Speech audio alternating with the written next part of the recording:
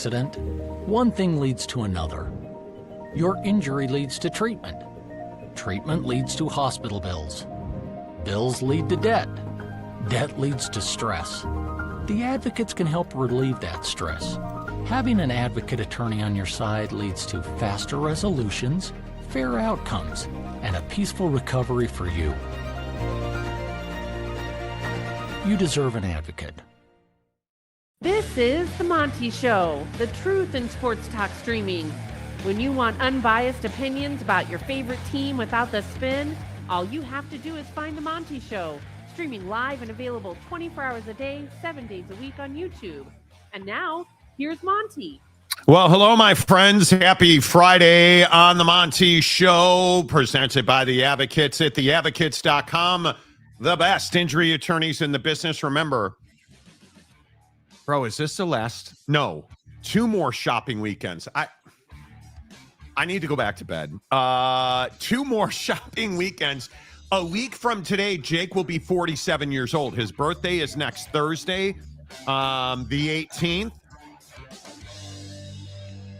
Happy birthday, Jake. Thank A you. week from now, I'll be on an airplane flying to France, and you won't, because everybody ain't able, but I am.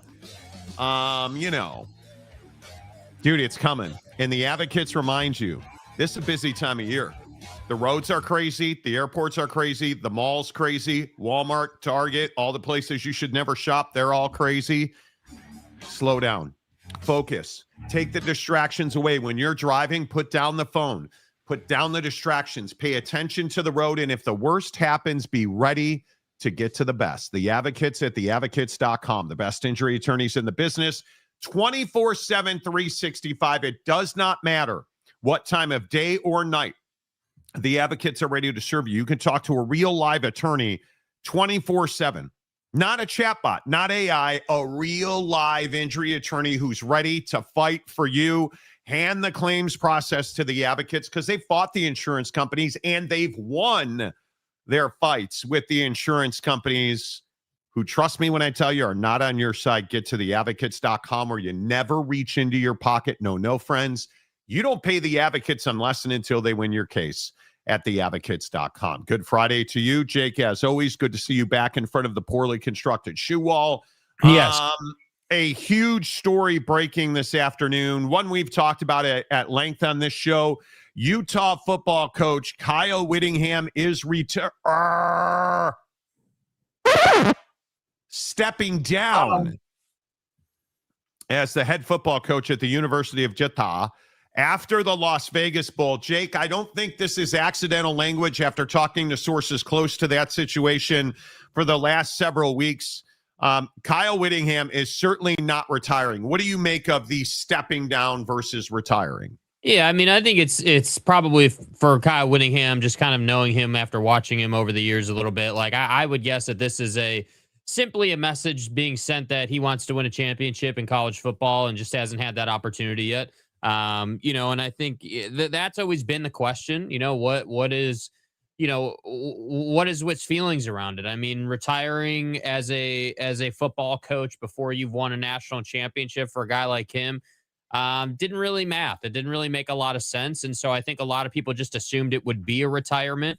But I know for a fact on this show, we definitely talked about that it could just be resigning, time to get into a different position, maybe more advisory, maybe more, just something different than being the head football coach at Utah. And so that's all I think it is. I don't think that, not that I've seen a lot of noise around it, but just to get it out there, like, I don't think this has anything to do with, that they like kicked him out or something. I think he's not being forced out.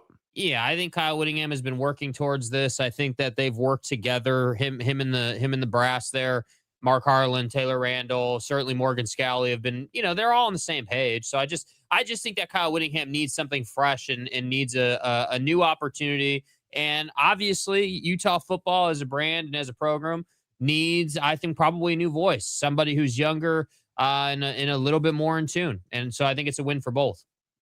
See, I slightly disagree with you. I think Kyle Whittingham wants to coach. I think Kyle Whittingham has a motor I think he is somebody that wants to be involved in football. And I know that in his contract, he has an ambassador role baked in there.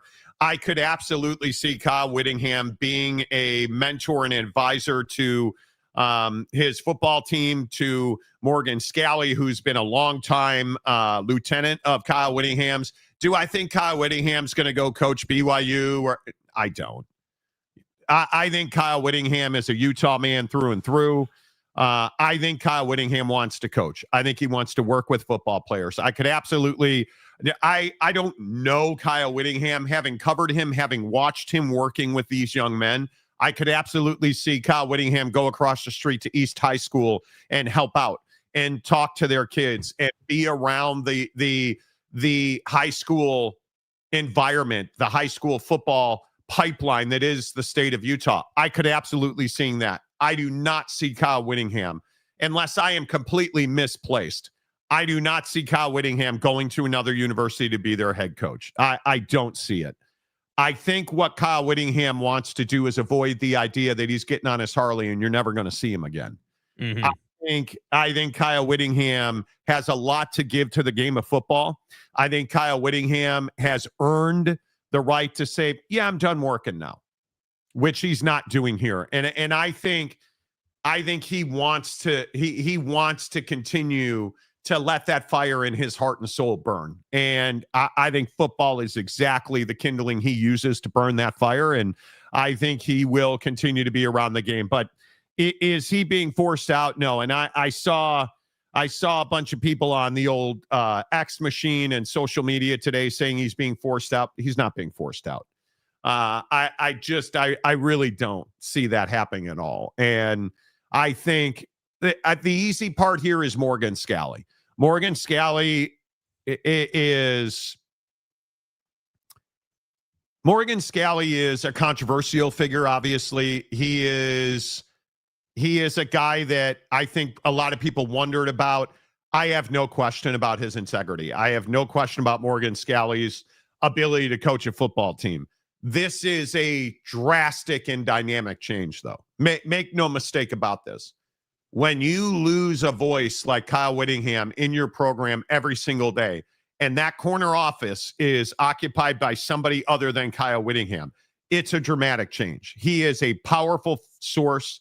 He is a source of inspiration. He is a larger-than-life man who puts you in your right place every single day. Every single day. Kyle Whittingham is going to be very difficult to replace. And that's why I think they're not replacing him. This is just the next step for Utah football. Morgan Scalley is already in place and has been for a decade. And I think Morgan Scalley is going to be a phenomenal football coach at Utah. I still maintain, I think the legacy question about Kyle Whittingham, will it haunt Kyle Whittingham that he never had an elite offense? Yes. I think that's the one thing that you can always ask about Whit. He never had the best quarterback in his conference. He never had the elite thrower with a group of elite pass catchers. He never had that. He always had a really good running game. He always had a really good tight end. He never had the total package at Utah's offense. Yeah, and I just think he definitely was one of those guys that wasn't looking to, fully embrace NIL in the portal when it came out. And I think that was kind of a tough adjustment for him. I understand that and I get that. And I think that, it's just, it doesn't need to be, I think this is one of those unique situations where, this doesn't need to be, a thing where it's like some huge, massive deal that he's like stepped down. I think everyone knew that this day was coming. I think that Kyle Whittingham wanted this day to get here. I think Morgan Scalley needed this day to get here. Utah football needed this day to get here. And I just think it's Kyle Whittingham does things a certain way, and 99% of it is great. That 1% of like, hey, like I don't love where college football is at. I'm not huge on the portal. I'm not huge on the NIL side of things. I'm really big on on commit to being here for 4 years. We'll take you from being this guy when you came in to this guy when you're leaving. And that typically is going to be an NFL caliber player. Like, that's what Witt is great at. And it's not an indictment on him. It's just who he is. So I think he's a hell of a football coach. I think he's had a hell of a career. I do honestly believe he probably gets to the CFP if the Pac-12 doesn't melt down, mainly because he was pushing the Rose Bowl basically every year there at the end in the Pac-12 before the conference melted down. So I just think that there was a culmination of things here that kind of accelerated all right, let's move on to the next opportunity and see what I can get myself, into. But I don't think, I would agree, he's not doing this to go and find another head coaching job. I think he would love nothing more than to be in an advisory role involved in the day-to-day of developing players. I think that's truly what he loves to do. Yeah, and I just have so much respect for Kyle Whittingham, and I can only tell you my personal interaction with him when I came to Utah. Utah is definitely, I don't know what's the right way to say it, secular.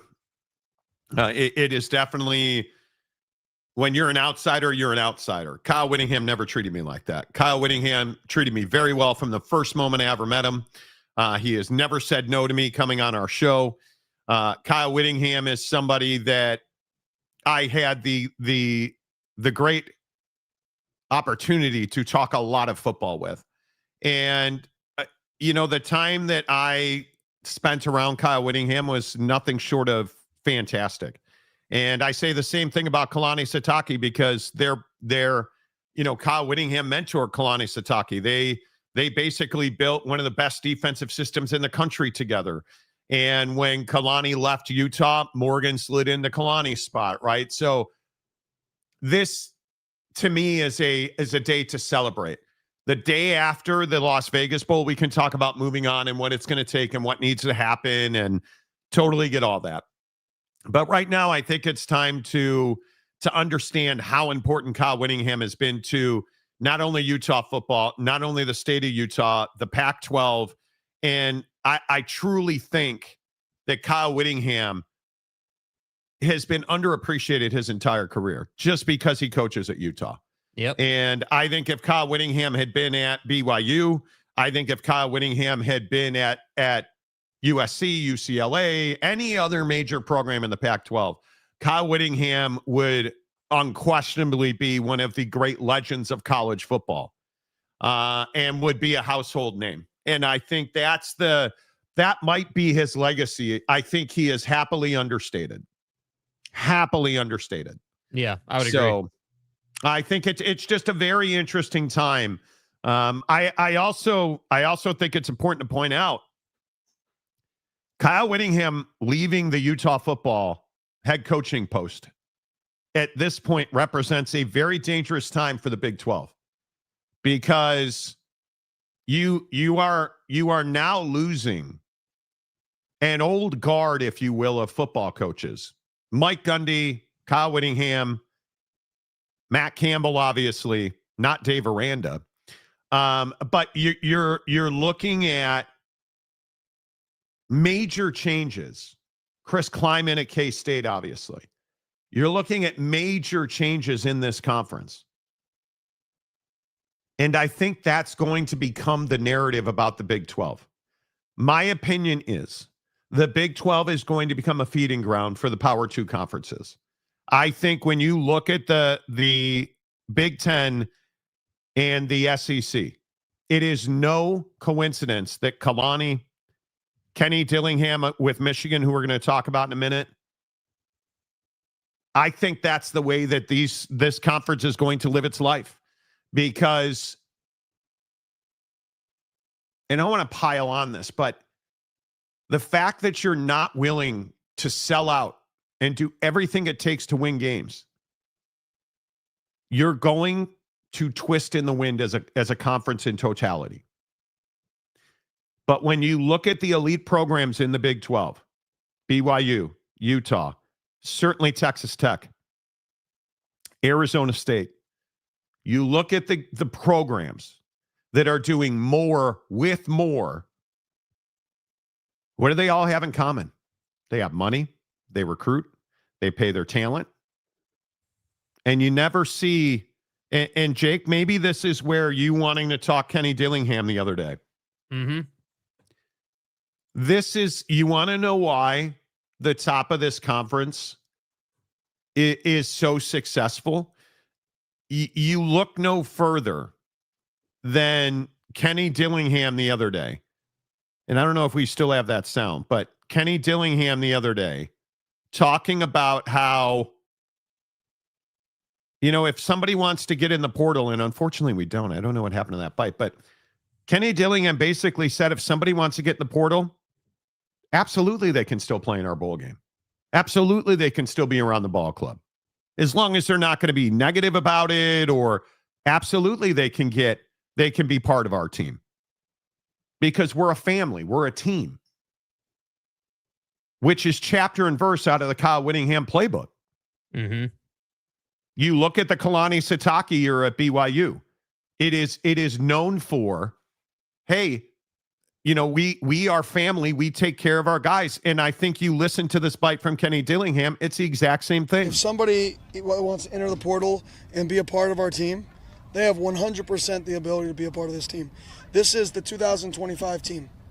Unfortunately, this is like the bridge in today's era between the 25 team and the 26 team, right? But this is the 25 kids team. If anybody wanted to be a part and go through prep and play in the game and be a part of this team, they have the right to do that because this is still their team. First of all, horse much, Kenny? Been talking a lot lately, Kenny? Number one.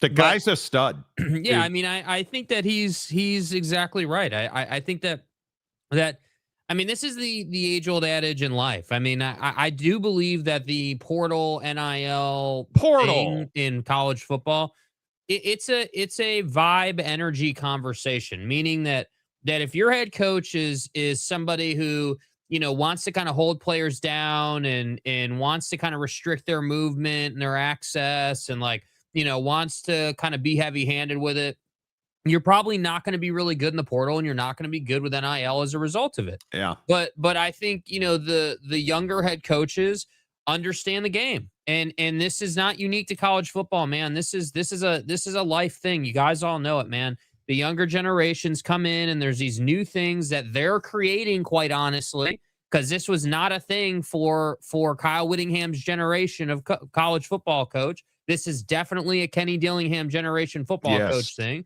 So they come in and they create this dynamic of, hey, players should be getting more benefit. You guys all remember 5 years ago, all these dudes were talking about this. Well, now it's here. So I just think that Kenny Dillingham, is not going to be at ASU 5 years from now. I would be shocked. I'm not sure he'll be at ASU. I don't know. Look, and I am sure that this will surprise some. I'm not sure Kenny Dillingham will be at ASU in 5 days. Just talking to people today about the candidates at Michigan, Kenny Dillingham is absolutely a candidate at Michigan. And I think the interesting part of this is that Kenny Dillingham has not hidden the fact that he wants to be a candidate at Michigan. And I think as much as he loves being at Arizona State, and I'm sure somebody's going to ask him about this at some point, Kenny Dillingham, according to my sources, has made it very clear through communications, back channel communications, he's interested in the job. And donors and boosters and secondary communication has happened from Michigan to Kenny, and Kenny said he's interested in the job. He wants the conversation. And I think, look, I'll be honest with you. I think Kenny Dillingham's the exact right guy. I think you need wholesale changes at Michigan.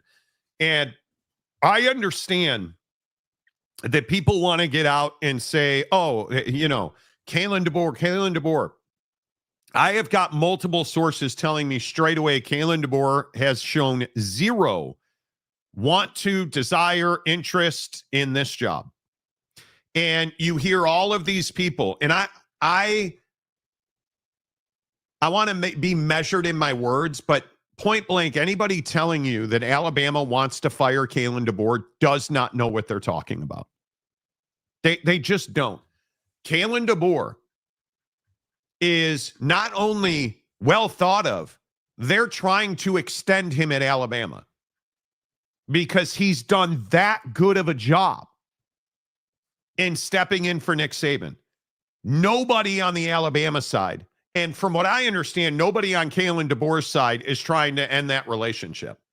And anybody telling you different just does not know. Does that mean he's going to be there forever? Dude, it's college football in 2025, now almost 2026. Nothing's forever. But the idea that Alabama's trying to fire Kalen DeBoer is simply not true. What I think it is, and I've heard this from more than one source, Michigan, the folks at Michigan are trying to build momentum to try and make something happen, which is why you're hearing all these different names just thrown up on the wall. And it's Taylor Lewan absolutely humiliating ESPN yesterday, saying that Matt Campbell's a candidate at Michigan. Why are they doing that? Well, because they don't have candidates. The craziest part, and maybe this is where we transition back to days of our Sharon, but the craziest part of this Sharon Moore scandal is it certainly seems like they knew something was happening. I don't know. You did an internal investigation and they hired a law firm. I think this is out there, but they hired a law firm to do an internal investigation. They interviewed 40, 50 people with close contact and regular interaction with both the executive assistant and Sharon Moore. And those people were talking. Sharon Moore and the executive assistant shut it down and said, "We're not having an affair." What? No. Look, here's the Michigan handbook. That would never happen. So Michigan allegedly had nowhere to go.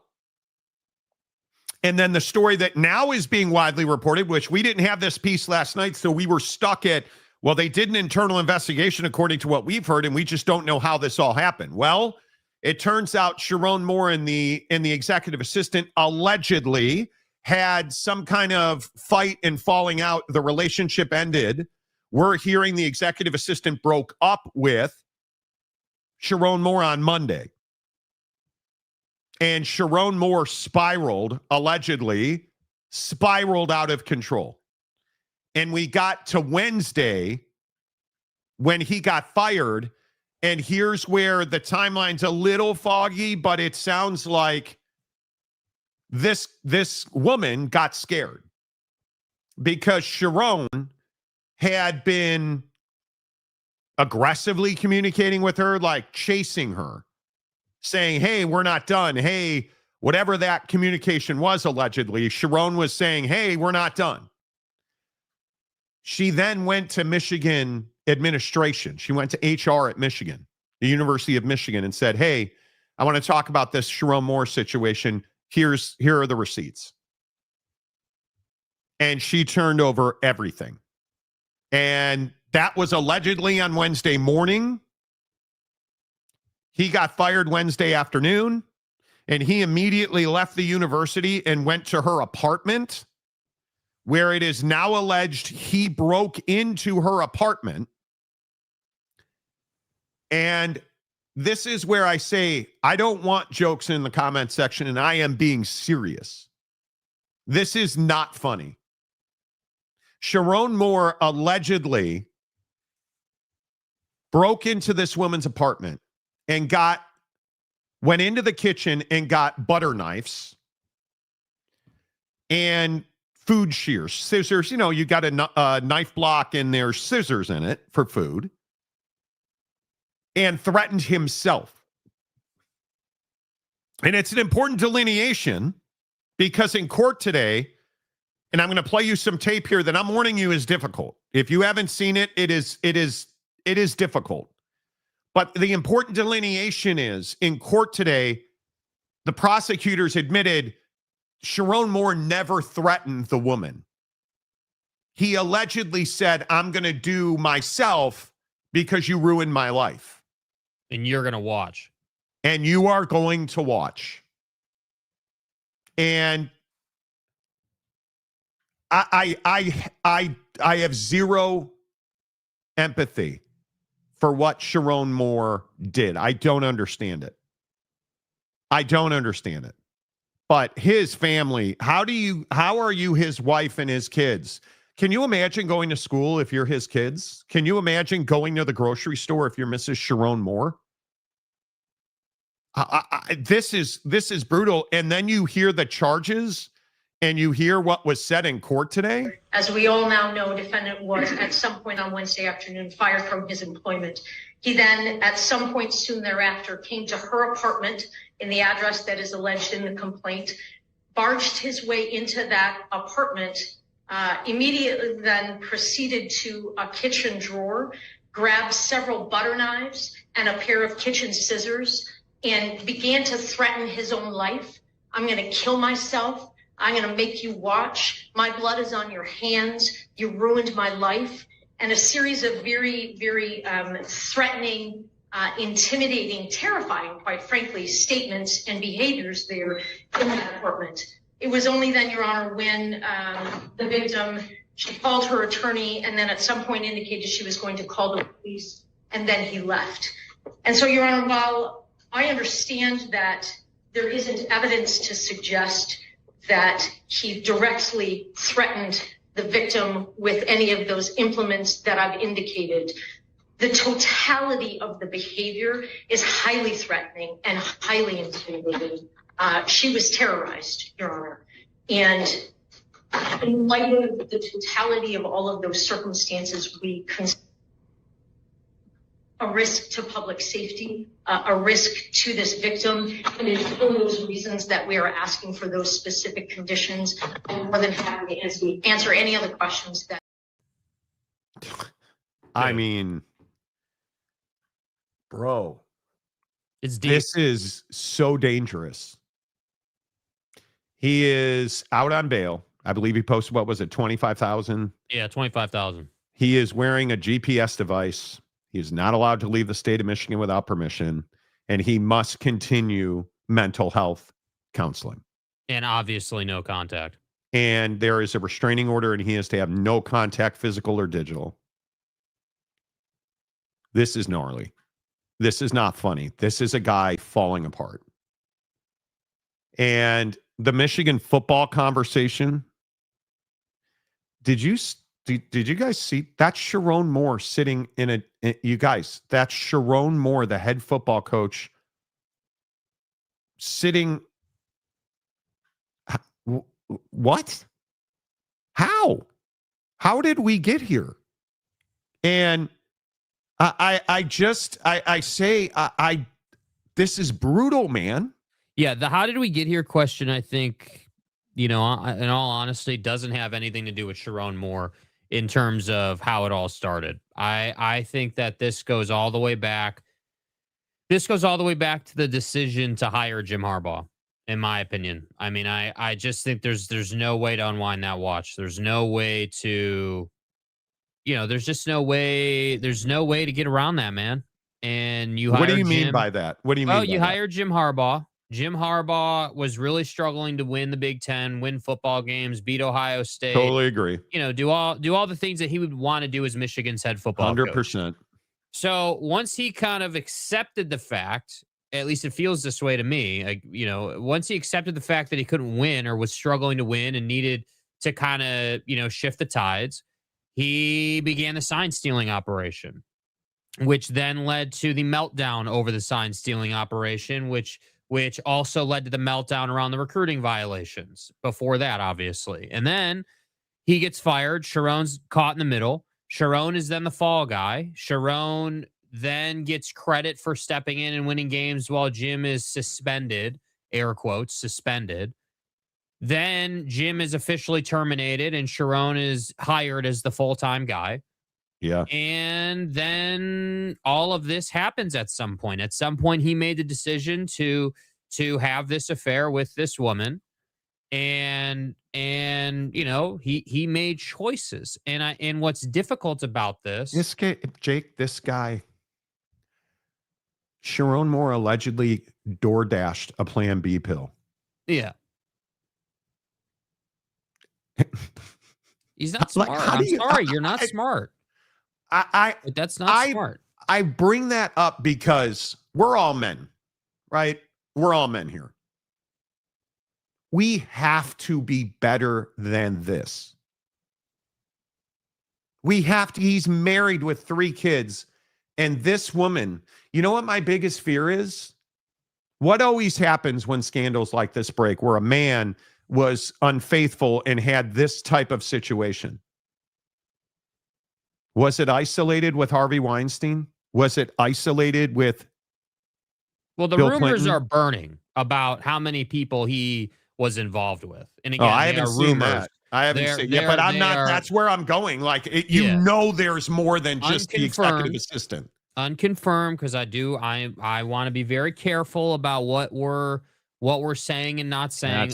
Unconfirmed rumors are all over Twitter about how, there were multiple reports over from, I believe it allegedly started in 22, I believe. People are saying right. that there were reports from several other women, but nothing was kind of made of it. I was more pointing at this report now with this OnlyFans lady who is sharing messages. Yeah. Where Sharon Moore is chatting with her, and the timestamp is at the half of the Ohio State game. We have to be better than this as men. And I know you guys hate when I do this, but I'm going to do it again. Please talk to your young men about this situation. Talk to your sons. Talk to the kids you mentor. Talk to your daughters. Talk to their friends. Like, you and this woman, I want to make this clear because I've heard this a lot too. She's 32 years old. She is not a victim. She made a choice to get involved. Her victimization started when Sharon Moore went in the wrong direction and started acting crazily. She's a victim when she breaks up with him and he won't let it go. That's when she became a victim. But she made a choice to have a physical relationship, allegedly, with a man she knew was married with kids. She was not a victim until it went sideways.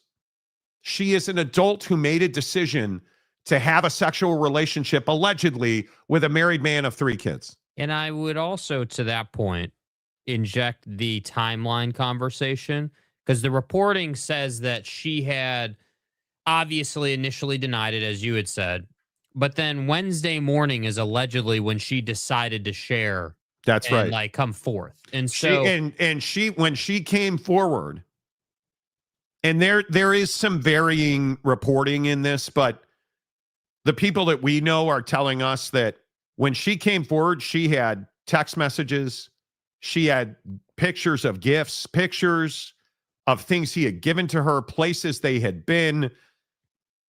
She had documentation that spelled it all out. So my question is, had she been keeping that? And if you're Michigan, when did you know how bad this was? When did you know? Because you can't tell me you knew it was Wednesday because you had hired a law firm previously. That's the part I do not buy in, and I think this is really important as well. I do not buy in that they did this to save their signing day class. I don't believe that. Nope. I don't think they did this to save the bowl game. I don't believe that. That's just people giving Michigan too much credit. I don't know why this has been my mantra lately, but we're giving them too much credit. They did this to save their own ass. It has nothing to do with National Signing Day. That's a coincidence. They did this because they know They're in deep. They know if discovery happens, there is, I'm sure, a treasure trove of text from Sharon, the girl, other girls, other staffers, all kinds of people on Sharon are on Ward Manuel's phone. So they can't have that. They have to get out in front of this. They've got to settle it with the girl. They've got to settle it with anyone else who's involved and move along. Which is why all of the Michigan men are so out in front with what's next, what's next, what's next. Yeah, How can we move on? How can we put this behind us? That's why, because there's a fire-breathing dragon coming for your ass, and you're running. Like you're running, dude. I think when you look at the way this played out, I think Michigan acted as soon as they had no choice, which is very different than as soon as they found out. It is. I think Michigan acted as soon as they had no choice, which speaks to the really crappy culture that exists in Ann Arbor. And it's really hard for me to believe. We're talking about a heinous crime, and I know that Michigan guy got in this chat on Wednesday and told me I'm a liar, and you go back and listen to our show on Wednesday. Everything we talked about has happened. You know why I don't think they did this for signing day and the bowl game? Because I think they're too stupid. They're too incompetent. They don't think like operators. They react instead of being proactive at Michigan. And you have to understand, you have to put in place, in today's world of college football, especially college football, you have to have integrity above and below the football department, because they will have none. At Michigan, they will have none. So everybody's saying you just need to clean house in the football department. That's not going to fix the problem. That's like saying, hey, you know what? I have this snake pit, and if we just change out all the chickens and their eggs in the middle, the snakes will leave it alone. No, the snakes are always going to eat the eggs. Right? The wolf is in with the sheep, bro. Ward Manuel, and I got some clarity on Ward Manuel. Ward Manuel's not safe. They're going through a process. Notice Ward Manuel has really said nothing. Who have we heard from? We've heard from Board of Regents sources and the president in interim. We have not heard from Ward Manuel directly. And the interesting part of this is Ward Manuel is not going to lead the search for a new coach, which gives credence to the report from our guy Marcus and others who have said Ward Manuel may not have been fired, but he is not the athletic director right now. Now, could he regain his full authority? Certainly. But that law firm is investigating.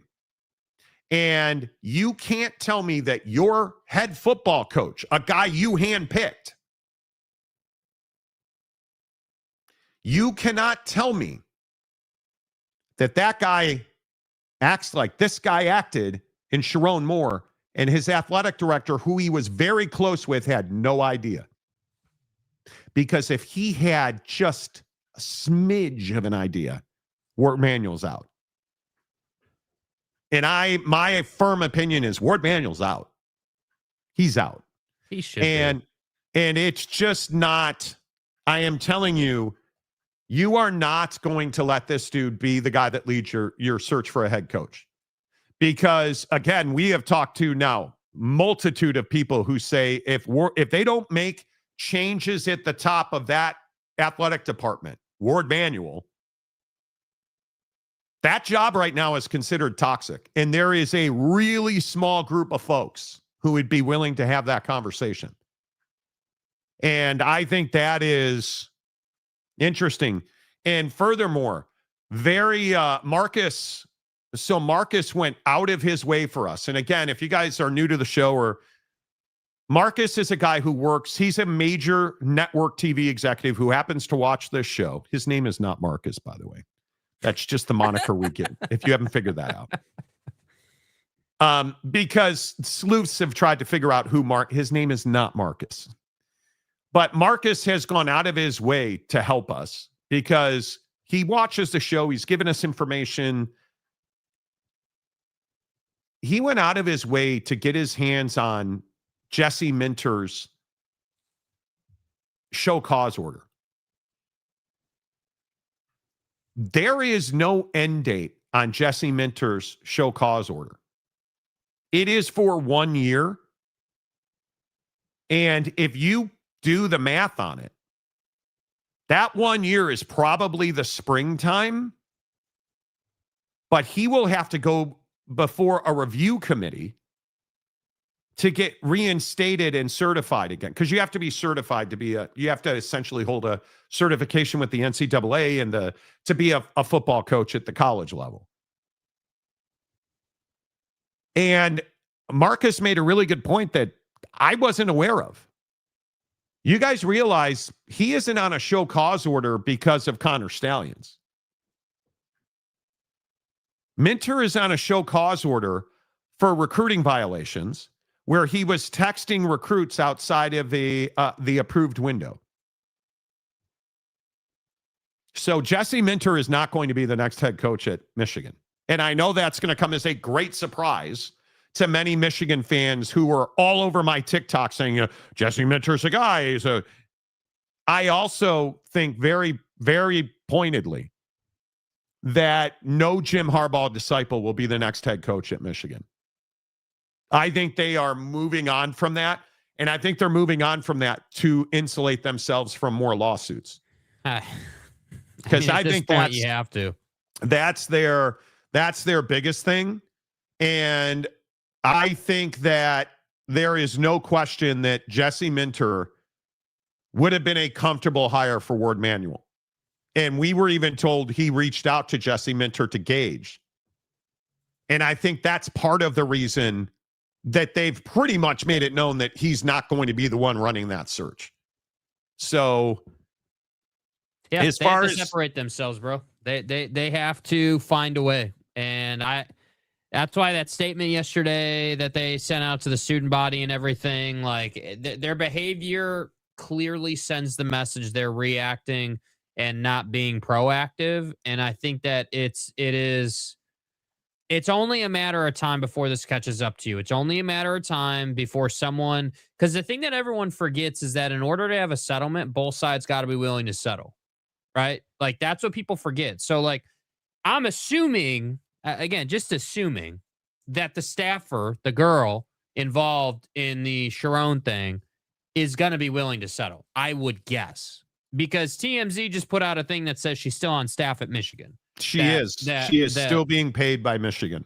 So I'm guessing that whatever's gone on there between them is still amicable and something could be figured out. That's just a guess, though. And I think that Michigan, I'm going to keep saying what I said yesterday. Michigan needs like a full reset of the whole Michigan football brand. Like you need...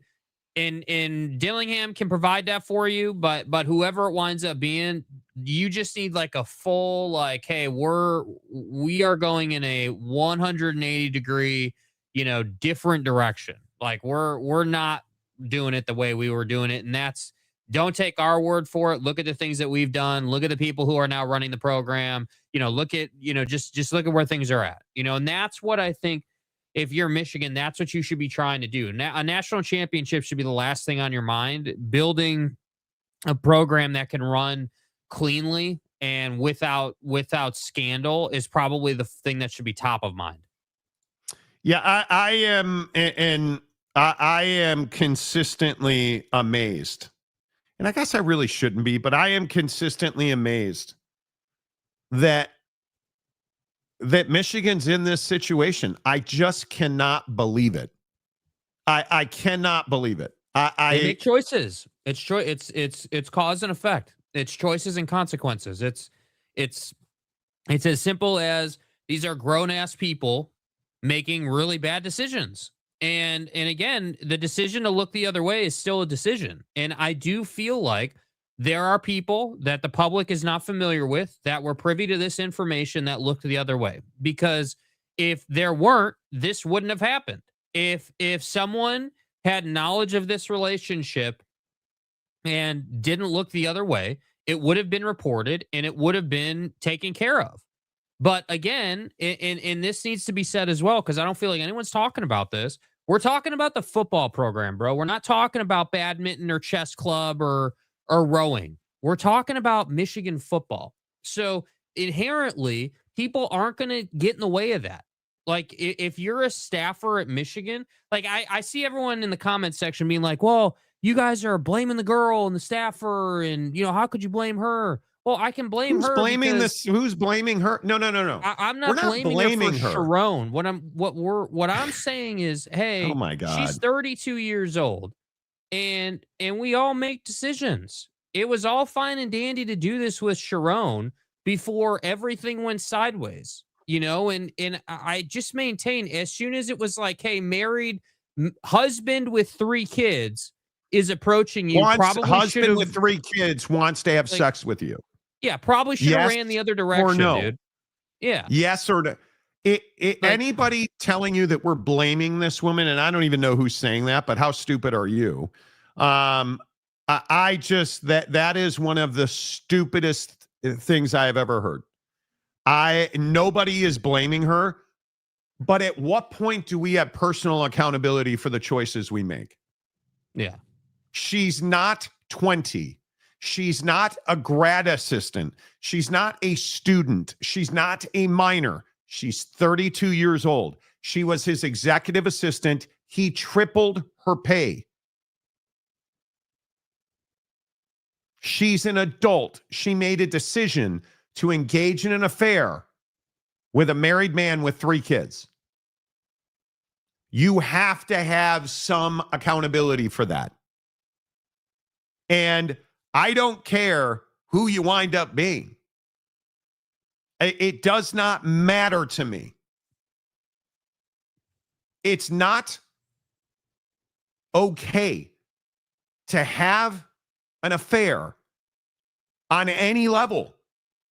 But when you work for the guy and you're 32 years old, I'm not going to call you a victim until he went crazy and started, in her words, stalking him and then broke into her apartment allegedly. That's when she became a victim, because nobody deserves that. But let's just be very honest. She's a 32-year-old woman who made a choice. And our choices have consequences. They have consequences. And you don't have to embrace that. But you can't sit here and say that she's a victim all the way around, because she is not. Sharon Moore is not a victim. Michigan is not a victim. They all made choices. Sharon Moore, let's be very honest, Sharon Moore never was qualified to be the head coach at Michigan. He was already a level 1 violator of the NCAA rules. When you hired him, you knew that. When you hired him, you knew the role that he played. You knew he deleted text messages. You knew he committed recruiting violations. You hired him anyway. He was never qualified to be the head coach at Michigan.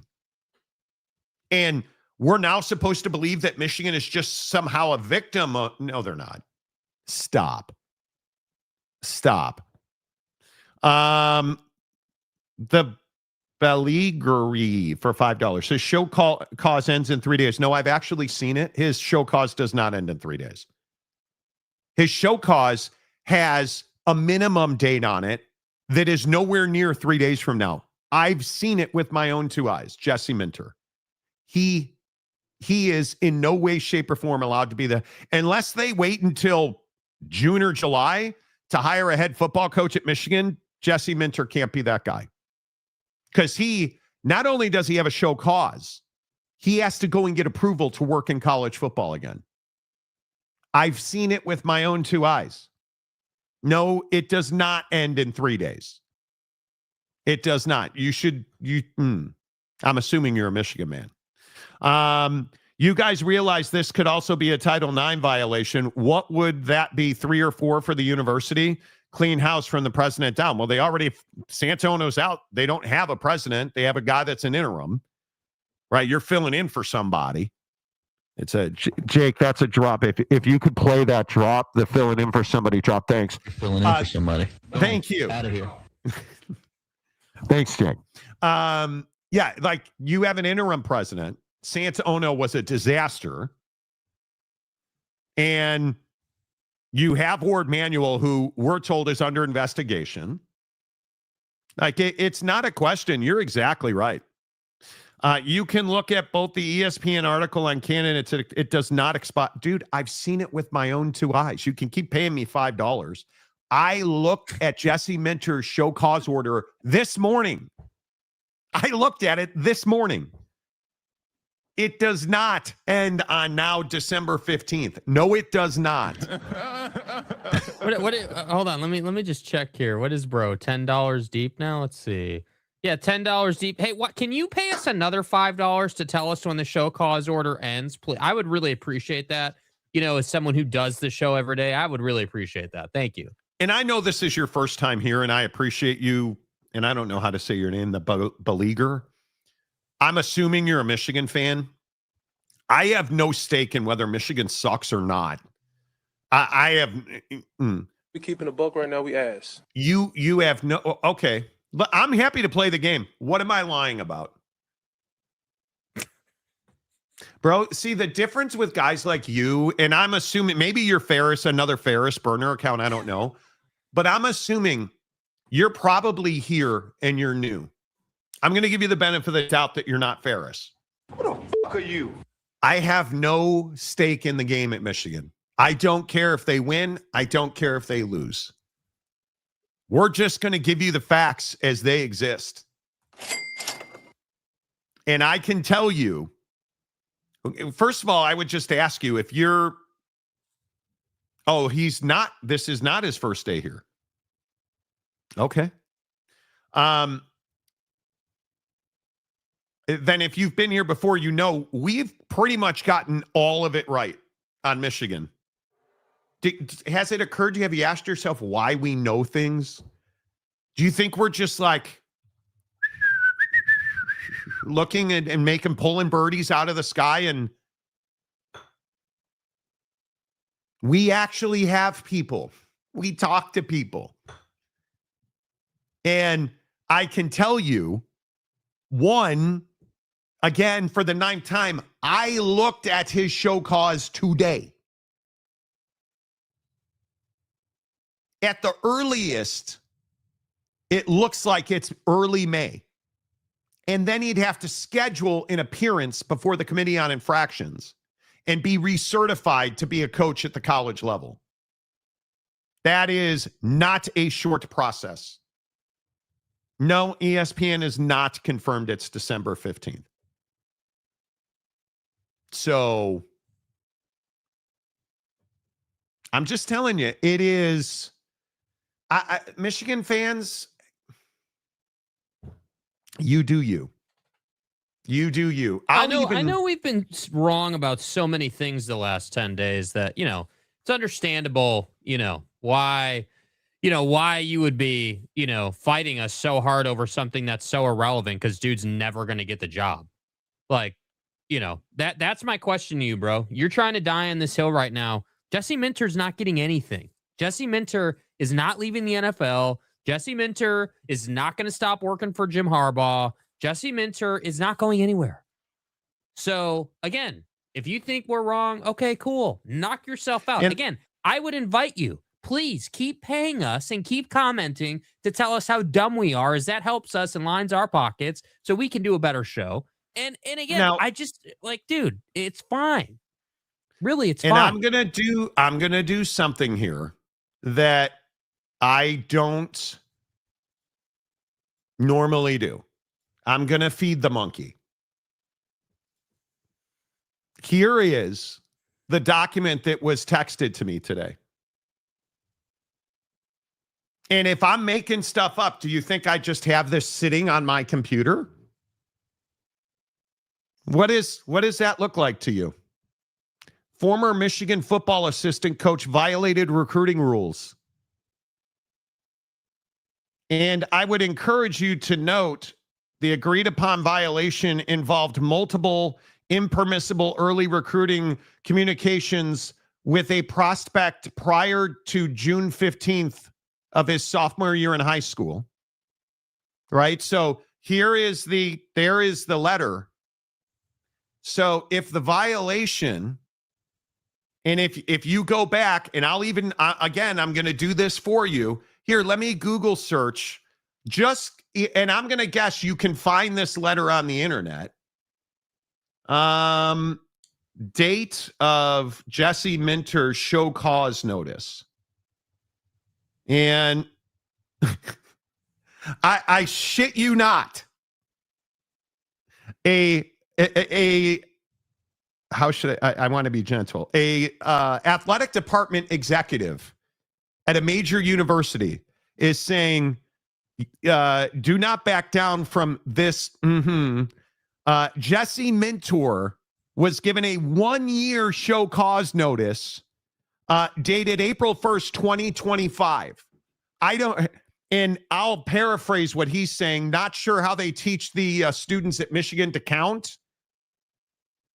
But at a minimum, it's April 2026, and then it's probably 6 weeks after that, because then he has to apply, get approved, and then get recertified to be a coach at the college level.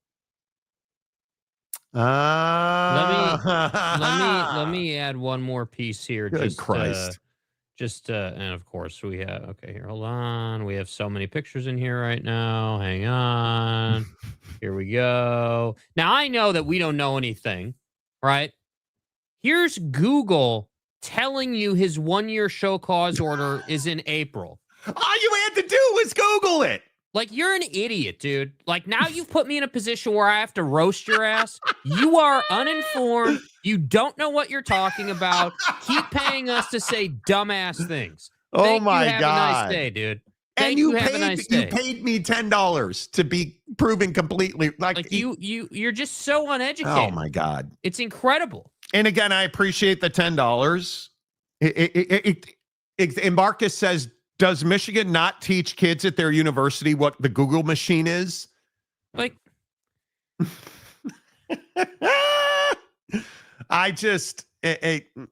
yeah, it's fine.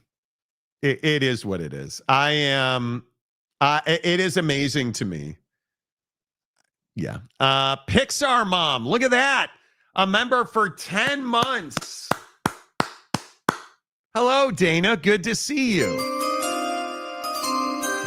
Stop with that avatar.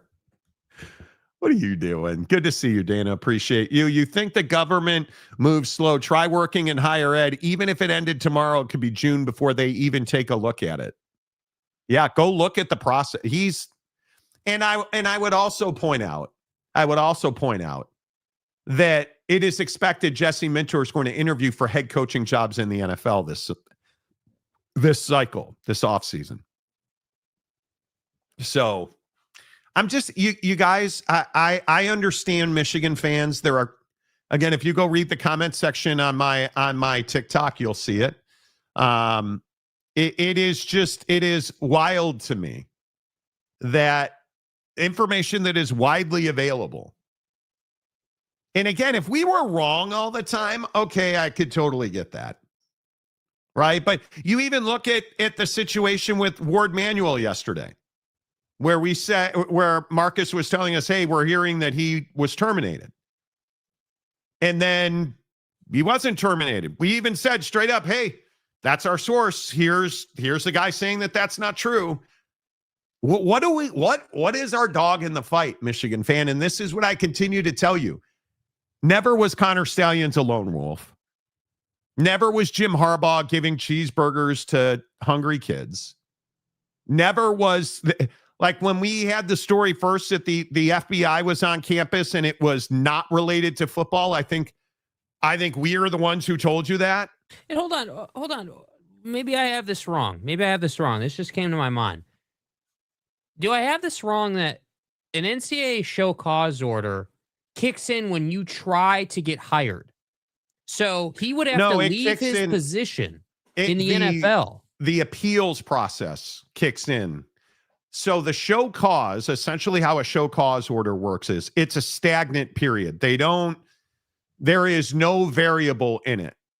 And, one of the things I keep hearing on TikTok is, oh, well, those are flexible. They're not flexible dates. They drop that thing. If they drop it on January 1st, it expires on December 31st, right? There you are out of the game. In Jesse Minter's case, you are unemployable for 365 days. And if somebody wants to hire you, they have to go through a months-long process.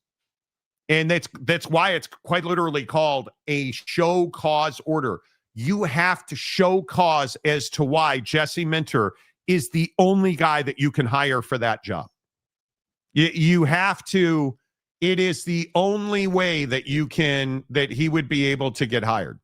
It is the only way. And so when you do that and you begin to understand how, and listen, I'm not going to get into you about this beleaguer guy or whatever your name is, but you clearly don't understand the process.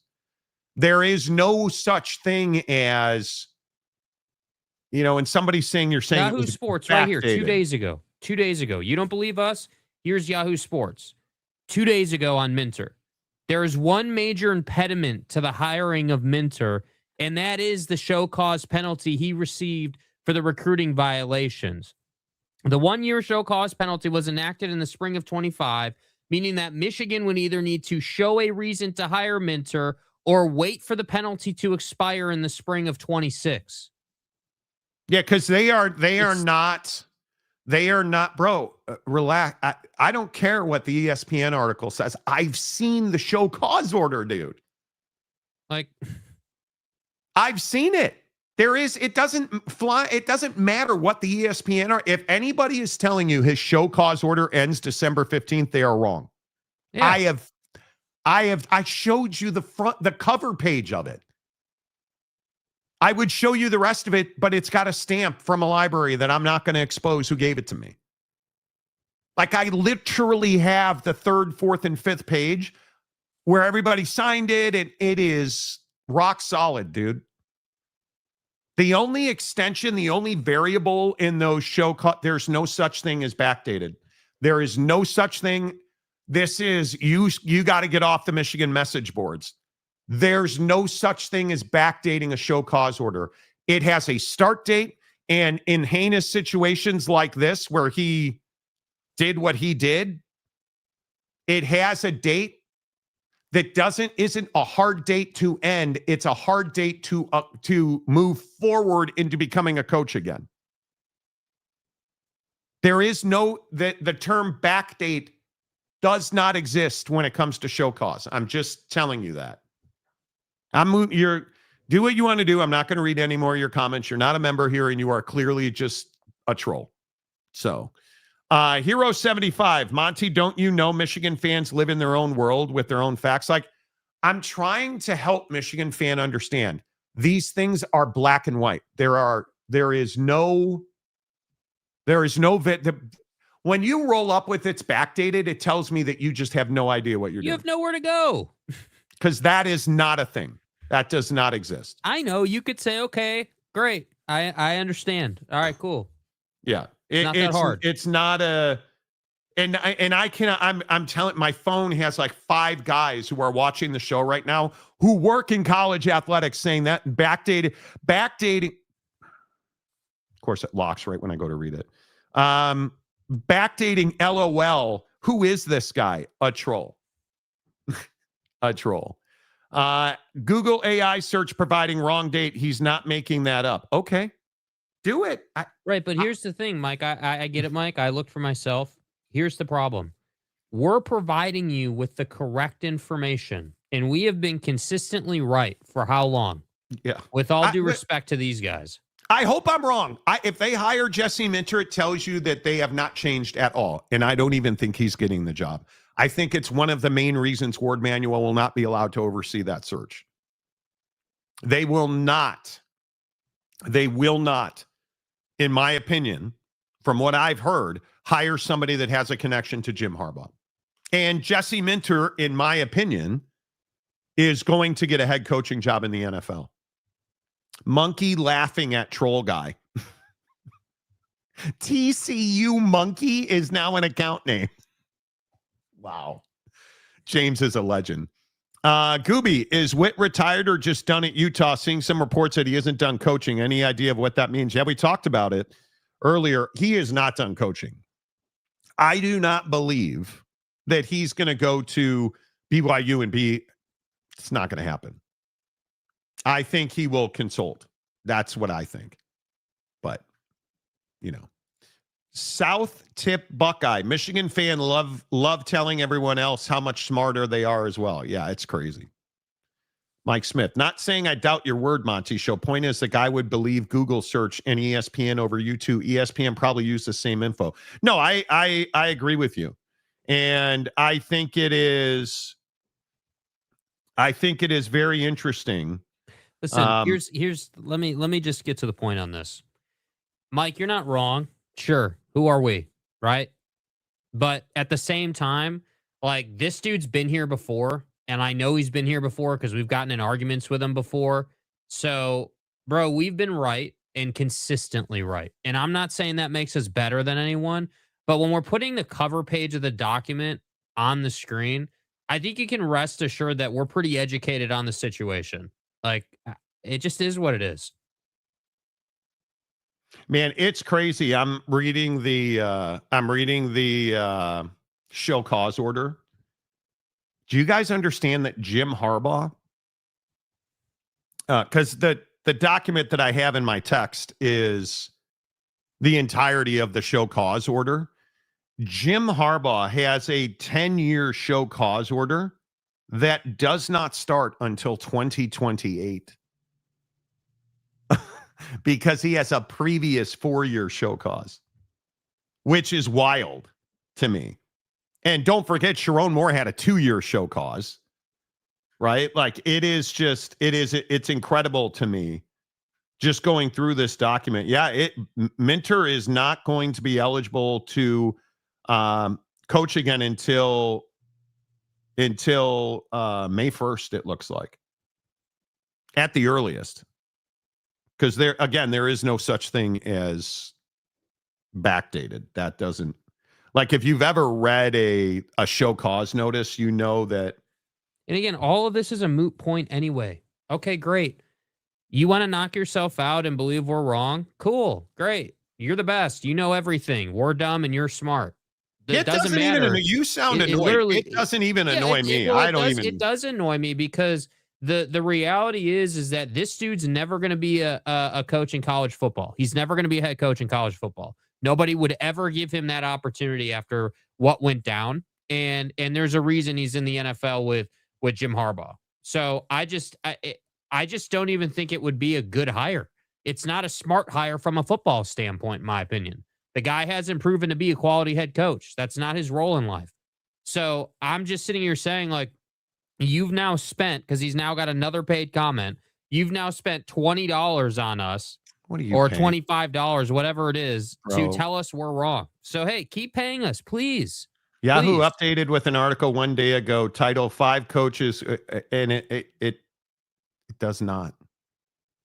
Okay. Bro, you've given us $20 to be, like, I'm literally looking at it, right? I have it right here in front of me.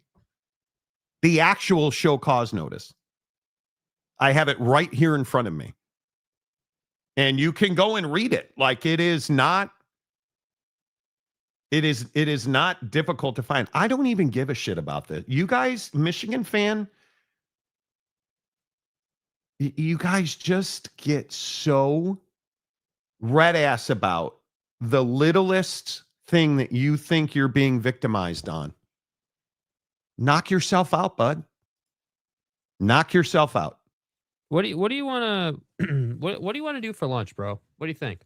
I mean, $20 gets you something in this world, doesn't it? Yeah. I don't know, man. It is fine to me. I just don't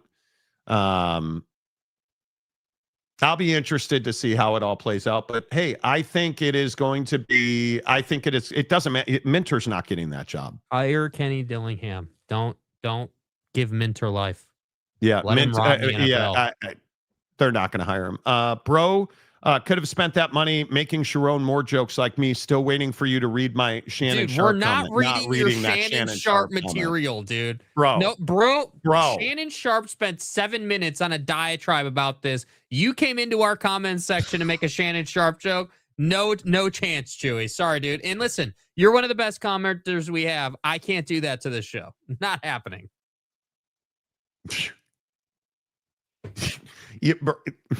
Chewy, that shit was cold-blooded. There, yesterday in the comments section, we had OJ jokes, Shannon Sharp jokes, Tiger Woods jokes. Like, they were all out in force yesterday. And, I just, Love Muscle says, I thought we were talking about the G6. We'll get there. There are some stories. And I will tell you, here is a major college football journalist on Michigan fans. It's wild that you would ever even take the risk of engaging with a Michigan fan. They know little, and certainly they know far less than they believe they know, because they're not educated enough to know exactly what they don't know. Stop wasting your time. Right? Like, it's crazy to me. Lamont Tucker. Lamont, who do you want to be the head coach at Michigan? If I'm a Michigan fan, I want Kenny Dillingham. Sign Steeler guy. Well, or Cale Gundy. Lamont, I'm curious. You're one of the better Michigan fans on the show who uses like common sense.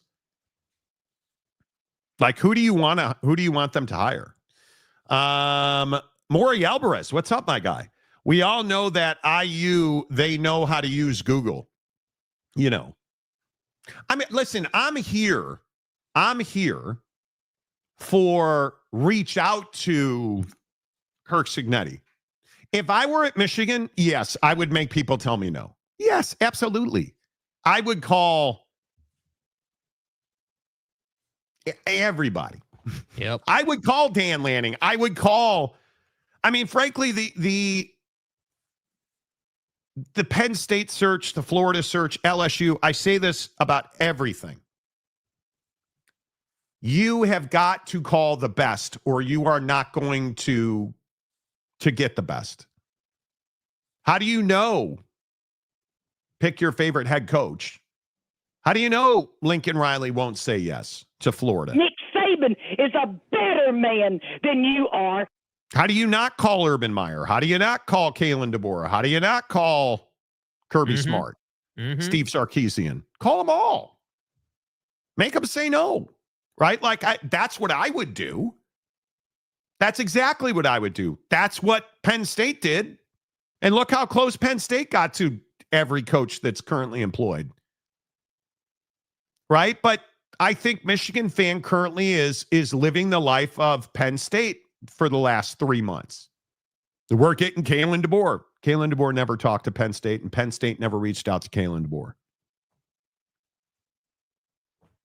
Never. So, in my opinion, if I'm Michigan, I don't care what's happened over the last 5 years post-COVID, where we were a complete disaster and embarrassment. If I'm the interim president, I'm moving to terminate Word Manual. And I am going to, in my opinion, the first thing I'm going to do is I'm going to hire an athletic director as soon as I can. The way I would let this play out if I were the president at Michigan is I would put an investigation in place as they have. And at the end of that investigation, I don't care. Listen, if I found out that Sharon Moore farted around Sharon Moore and this woman, and they happen to be in the same township in Michigan, he's fired. Right? Like, he's out. And while that investigation's happening, I am vetting athletic director candidates. And I Okay. am calling the most esteemed what? Well, not to cut you off, but this type of comment right here about Kenny Dillingham when we're talking about candidates, what He are you just won the talking Big about? 12 last year, man. Yeah. Kenny Like, what do Dillingham you went to the mean? college football playoff He damn and near got beat hosed. Texas. He damn Yeah, he near got- beat Texas. One play away from beating Texas. Why One would you want penalty him? flag away from beating Texas. What are you Are you talking kidding about, me? man?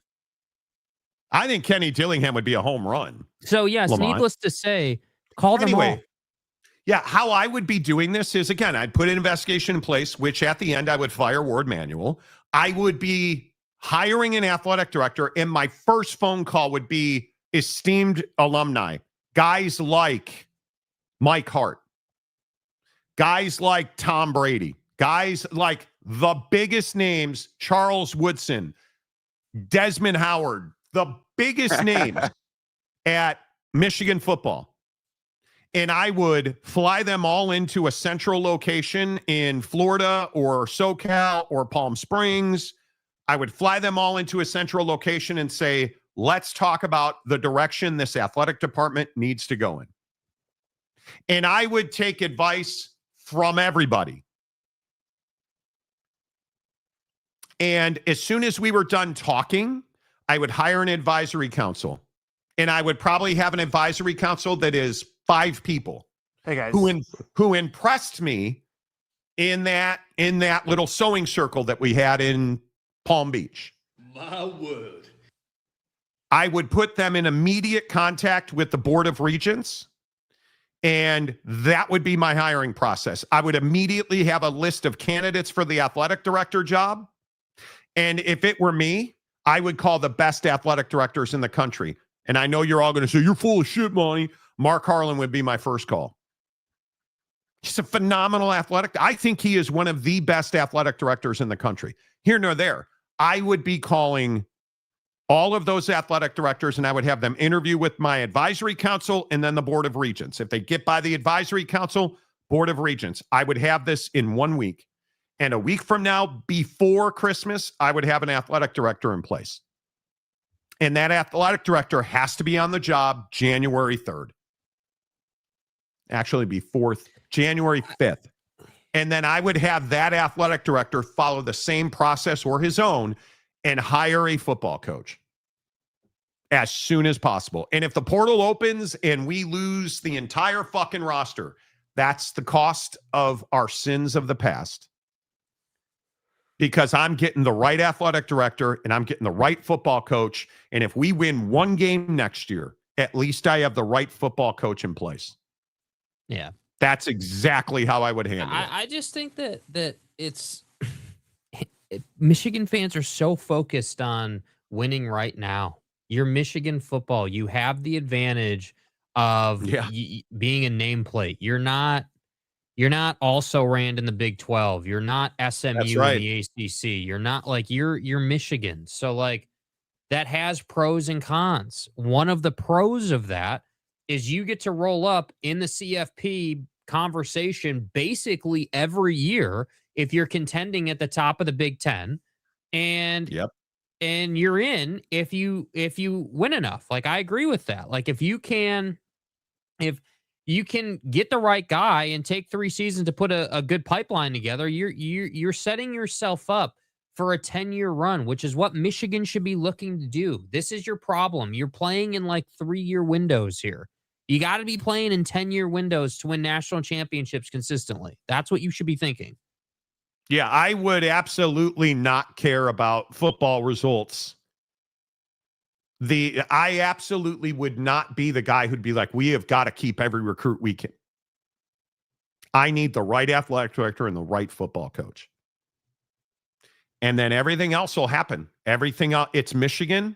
My advice would be every single word that comes out of your mouth has to be Michigan's the greatest university that's ever existed, and we're going to make it that again. And we have failed you since COVID, and that's not going to happen. Because I've hired the right athletic director and he hired the right football coach. And we're going to find guys. If I got to go hire the janitor's kid to be my place kicker next year, we're going to do that. Because I'm going to have right now the right athletic director and the right football coach. I am not in a hurry. I don't want to be I don't want to be quick. I want to be lethally efficient and effective in hiring the right people. Yep. So that's how I would handle it. Because there's always going to be, every single year, there's number one kid in the portal. Every single year, there's best high school player in the portal or a best high school player in recruit. Like, dude, it's just time. There's year after year, there's always the next guy. It's an endless cycle of next guy up. So I just think that, and again, this is Michigan's struggle. They don't know who they are and where they're going, which is why they allowed Sharon Moore to be their head coach in the first place. And that really, I guess, is the issue. And that's why I'm saying, like, I'm not even confident that they will hire a good candidate. I just not. Lamont, do you understand that when Kenny Dillingham got to Arizona State, and most people don't know this, Jake and I covered it, we understand it, the hole that he had to dig out of, Jake, a landman, when Monty's meeting with the governor. Not you, the guy in the show. The governor said something to the effect of, Herm Edwards had his head so far in the sand that he was looking at Beijing. He did. Do you know how deep the hole was at Arizona State? When he arrived at Arizona State, the hole was so deep they were in Beijing. They had no talent. They had no recruits. They had no staff. They had no money. He took a job, and he has made it inarguably one of the three best programs in the Big 12. He took them to the college football playoff and I think beat Texas.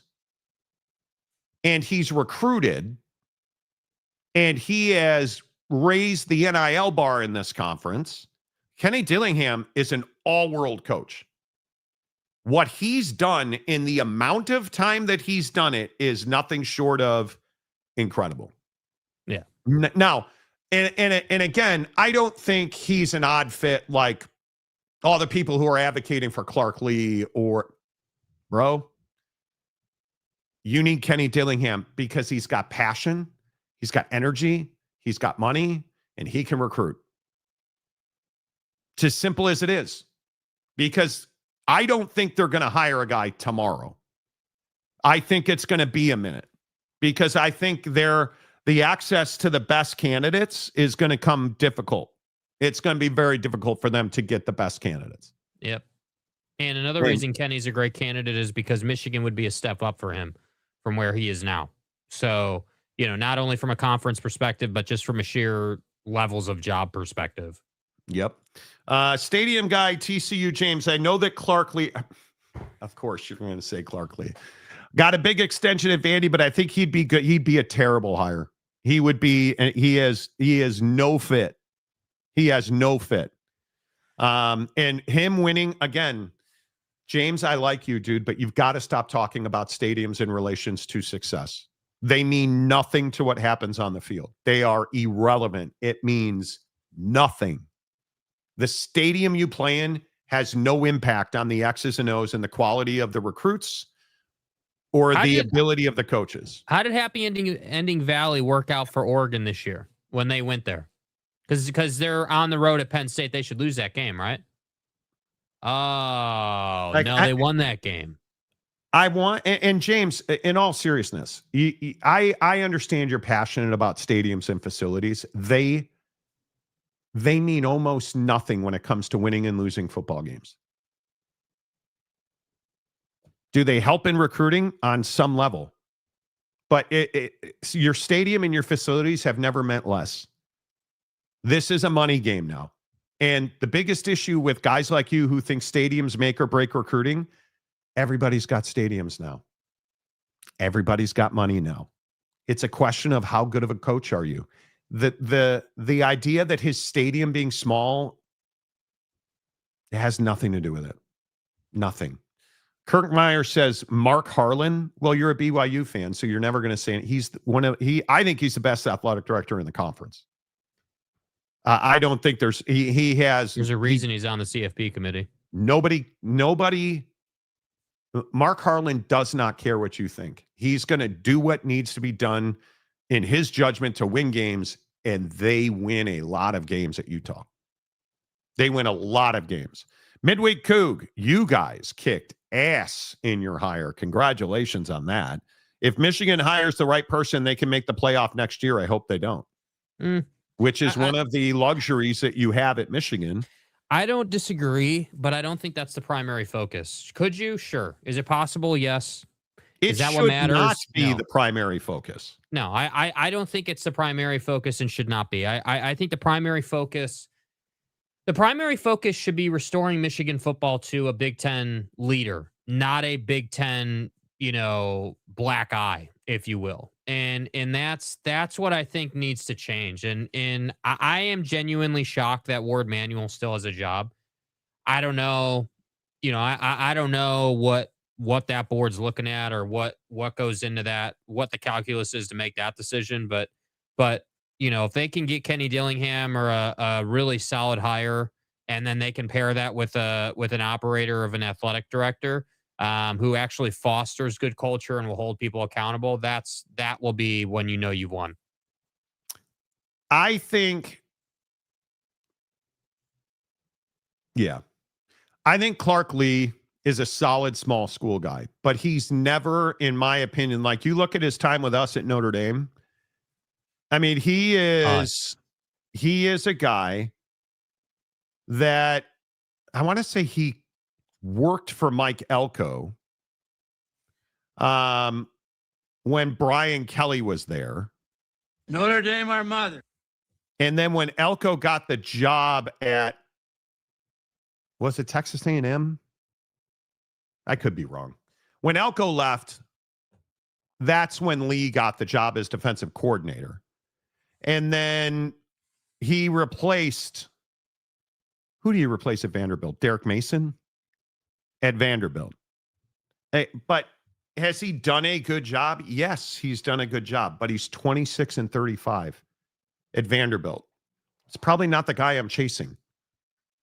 That's probably not the guy I'm chasing. SEC schedule, though. Yeah. And it's a tough job. I don't even disagree. Yeah. But I would agree. My biggest thing with him would be personality. I think that he's got enough personality for Vandy. He doesn't have enough personality for Michigan. You need someone charismatic for that job. Yeah. Yeah. Kenny Dillingham won the Big 12. At this point, Michigan needs a guy with a bulletproof reputation off the field. Totally agree. Facts. Totally agree with that. I mean, I think it's hugely important. Kenny Dillingham lost to Mississippi State, for goodness sake. I know you're kidding. Lamont, your program has lost 3 or more games, 21 out of the last 25 years, 4 or more, 13 of 25. Your standard is not what you think it is. Don't disagree. Dude, I want to hear Monty's opinion on David Shaw. I know that's popular and it's going around, and it's a one of the vanilla choice ESPN as guys a hire. said it. It's a vanilla choice as a hire. It is. David Shaw is a man of integrity and is bulletproof reputationally, but he's not. Listen, dude, you can't. It's not just like, hey, Michigan's not just looking for a guy that's got one characteristic. Like, yes, David Shaw had some success at Stanford, obviously. But has David Shaw shown the ability to be prolific recruiting and in the portal in modern age college football? Has he shown the ability to win in the newer era? No, he is not. With all due respect to him, I don't want him to be my head coach. I want him to be my DC. That's what I want. I want him to be my right hand, my second in command, because the quality control that dude puts on your program is prolific. If you allow him to oversee, if you allow him to be second in command, that's ideal. Great. I don't want him to be the head coach of Michigan football. I need someone young. I need someone who's a shock to the system. I need someone who's energetic and will take the Michigan job by the horns and just drive that thing up the mountain. And again, I say all this as not a Michigan fan. I say all of this as a college football fan who would rather see Michigan doing good things and losing in championship games rather than never being in the championship game and breaking into people's houses. Like, that's where I'm coming from here. Yeah, I'm really curious. I'm really curious how you. I don't even know how. Like, if you're like I listened to, and I think David Shaw's interesting. Ryan Clark was talking today about how Sharon Moore being the first black coach at Michigan and just absolutely flaming out like this. I do think there is something in that narrative. And so I'm curious if Ward Manuel was allowed to continue, if he would hire another black coach to try and like appease some of the alumni who feel like Sharon Moore was a terrible hire in the first place. I'm really curious about that dynamic. If you're a Michigan fan, I would not want Ward Manuel to continue. Lopes fan Gabe, hello. Did I miss talking about Witt calling in a career, or are we just entertaining the musings of delusional Michigan fans saying, no, we talked about it. I think it's a huge loss for Utah. I'm really concerned about the Big 12 in the long run. The erosion of quality human beings in this league is becoming an epidemic. And you look at, again, Kyle Whittingham's the latest, but Matt Campbell, I think Matt Campbell's a huge loss for this conference. And I know that's probably not popular and people don't want to hear that, and totally get it. Matt Campbell's a huge loss for this conference. And I think we're in a position now where I don't know.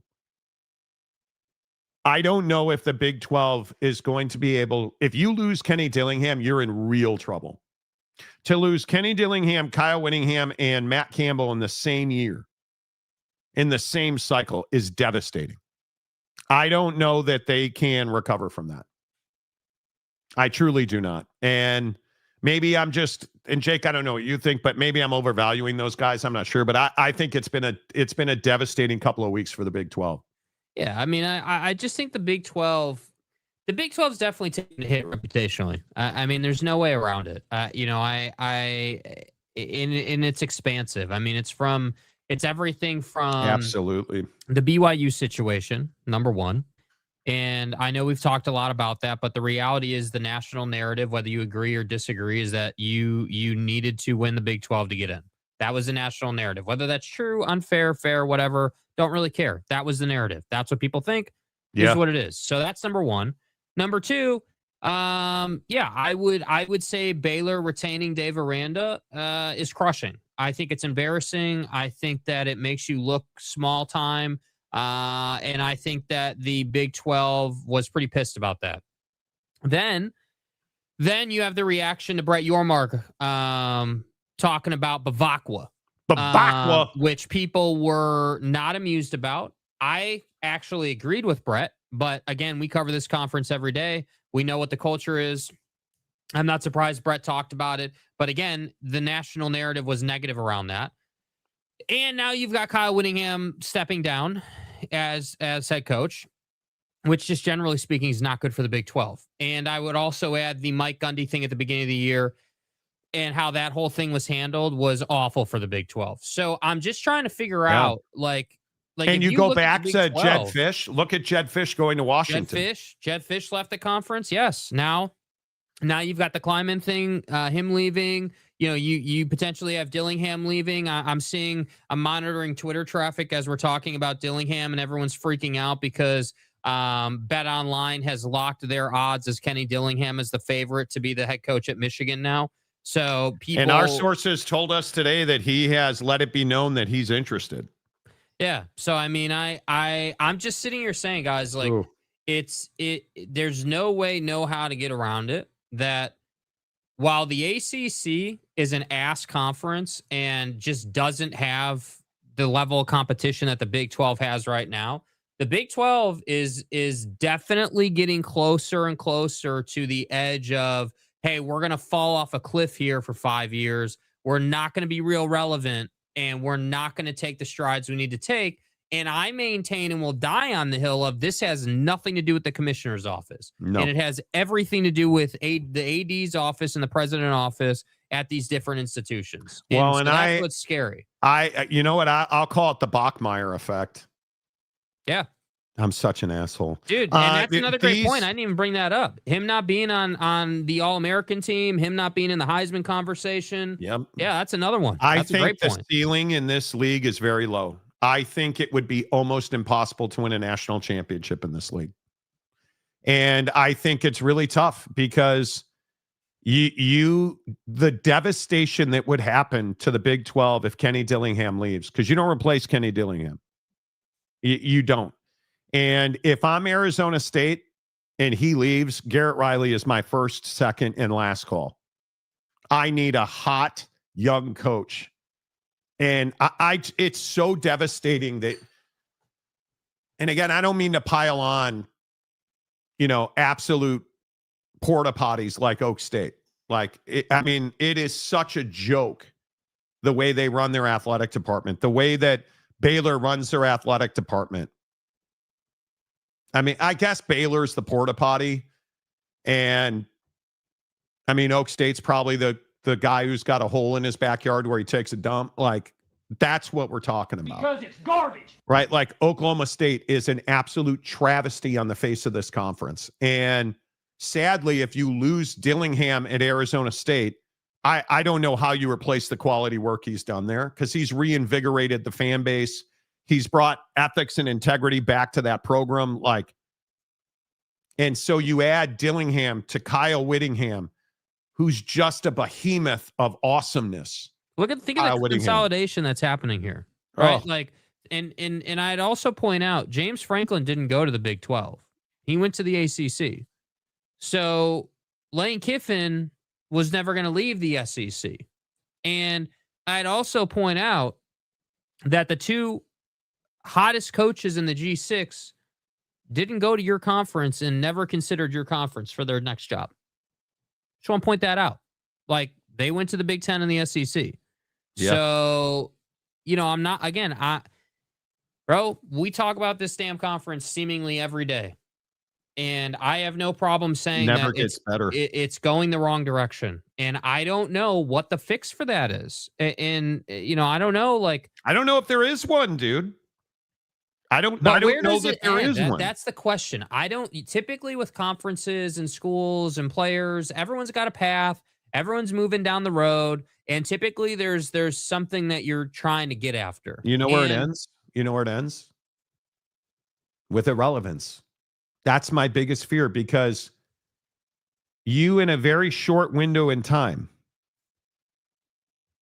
have watched Texas Tech go from also-ran to the best team in the conference, and they're not nearly the best team in the country. Did you hear what I said? They went from also-ran to the best team in the conference, and they're not nearly the best team in the country at Texas Tech. A year from now, I think we're having a different conversation. But right now, they're not nearly the best team in the country. And then you take away Kyle Whittingham, the best coach in the conference. You take away Kenny Dillingham, who I think is one of the best coaches in the conference. And you watched Kalani Sitake get very close to leaving BYU to go to the Big Ten. Bro, you're a feeding ground for everybody else. You're a feeding ground. You are, and I don't mean to besmirch, but how far away in quality is the Big 12 from the G5? Probably pretty far. Probably pretty far. But what's happening? Yeah, it's definitely getting closer. As you lose these incredible coaches. Well, here, let me satiate what you're saying. What would JMU versus Houston look like?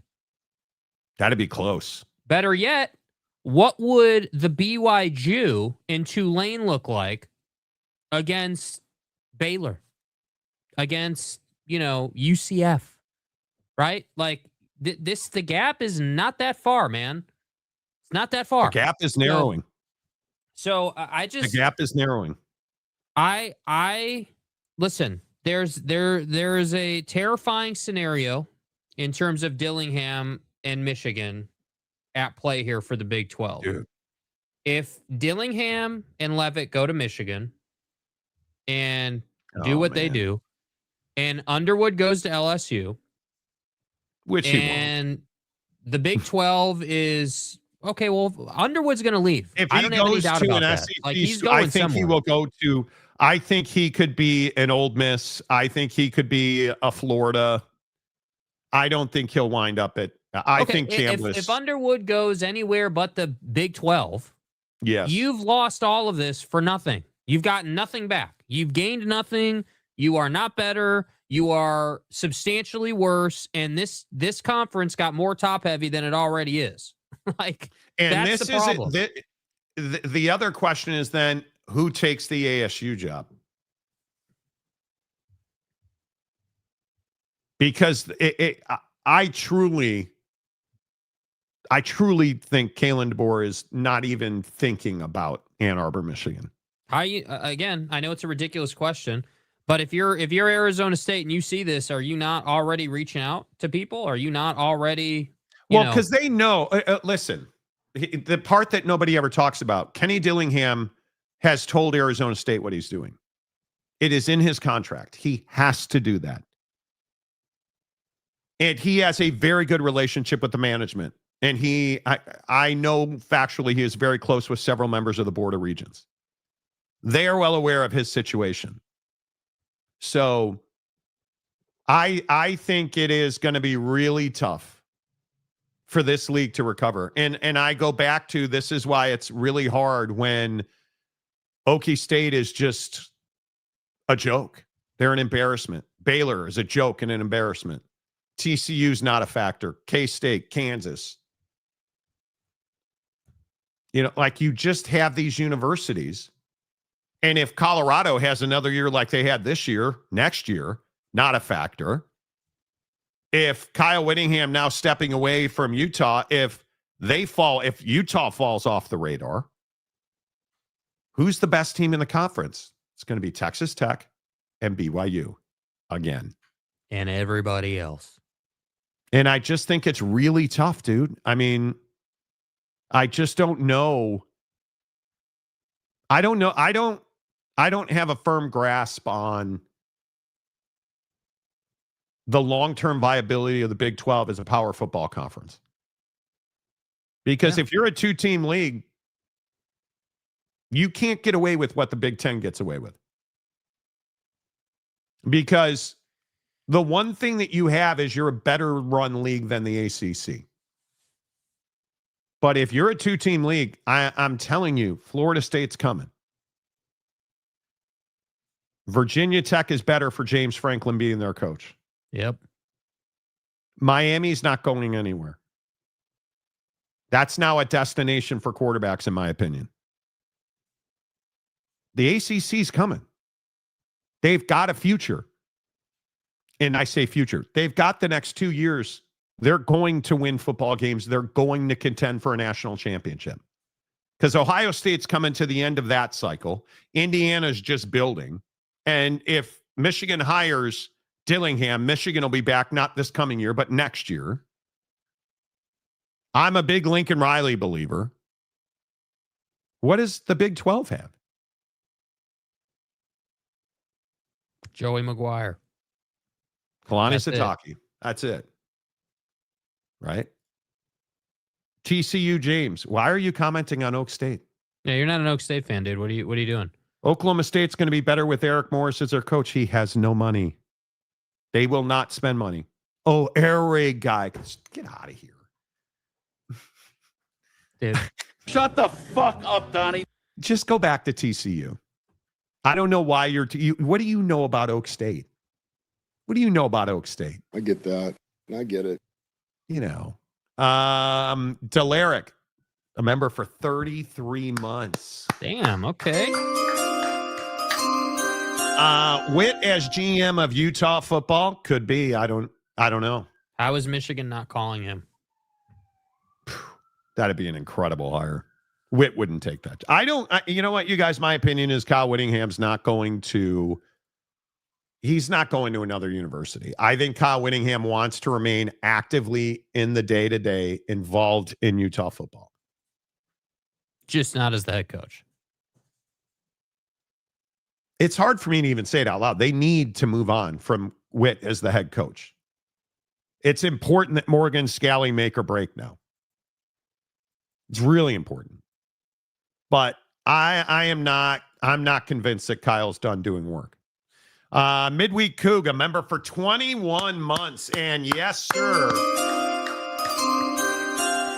This is one of the best hires in the cycle.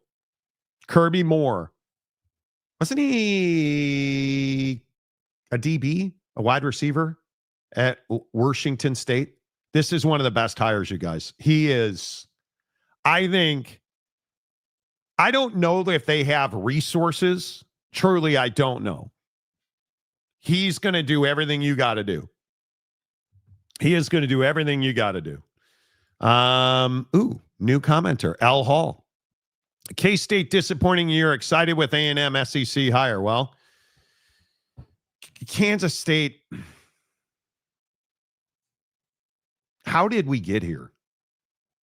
Right? Like I've always overvalued K-State. Honestly, I've always thought that I really thought they would go to the playoff with Will Howard and that whole Cooper Beebe and that whole group. And the way over the top love for Avery, I've never understood it because I've never seen it in Avery Johnson. Why do they have to sell Avery Johnson's greatness? Yeah, it was because you made a mistake. Yeah, it was something that we really struggled with on this show, and ran his ass out of there and made a mistake. Al Hall, I don't know how long you've watched the show, but I consider myself to be about 90% on quarterback hit or miss. And I think it's really, really tough to keep hitching your wagon to Avery Johnson. He is, again, I'm a big believer that in most of, especially in a league like the Big 12, Bear Bachmeier, he was the ceiling at BYU. Watch how much better he is next year. Avery Johnson is regressing. He's not improving. He's regressing. It's just so frustrating. But I think that I agree with all that, but I do actually think it's a bigger problem than just Avery. Like, this goes back to your decision to let Will Howard leave, and that decision stemmed from the culture and the play calling not being good. Yes. And so Will Howard leaves, goes and wins a national championship. You're left with Avery Johnson. You had nobody behind him, and you haven't recruited anyone into the program behind him. And now you're not very good. Your coach had to resign. Ding.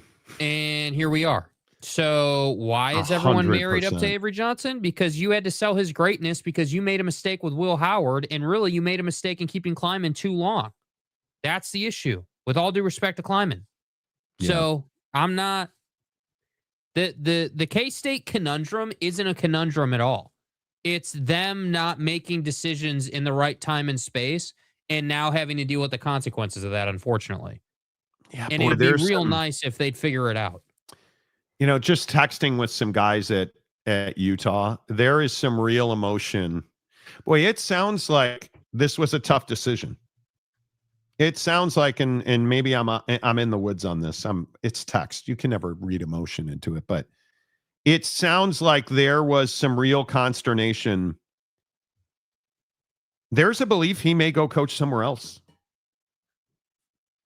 Well, I hope that doesn't happen. Kyle Whittingham's a Utah man. He's a Utah man. Well, he'll always be a Utah man. That's so. Let's just be clear. He'll always be a Utah man.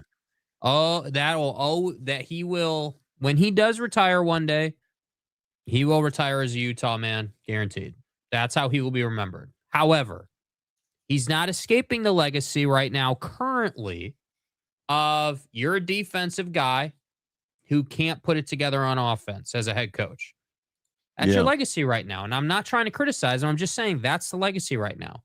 So in a time when you've just stepped down and resigned, I feel like if I'm Kyle Whittingham and I still have that hunger to win a national championship, you're not doing that at as quickly as you probably want to at Utah with a coaching change. What you would do is you would go to another program as a head coach or as I don't know. I can't believe you'd be anything else other than a head coach, frankly. But let's just say as a high-ranking advisor, and you would go do your thing. The question that I need an answer to, honestly, is does he still want to be a head coach, or is he in that place where, hey, I don't really want to have the grind of being a head coach, but I want to help our head coach and our staff and our people do what they need to do. I want to be in those recruiting meetings. I want to help you guys. Like, does he want to be that kind of guy?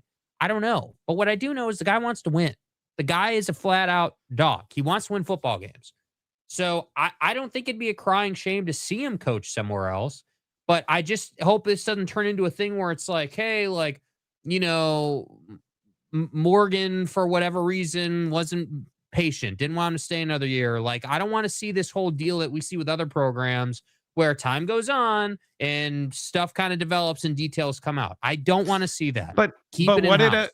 Yeah, it hurts a little bit. Kyle Whittingham is. I don't mean to be redundant, guys.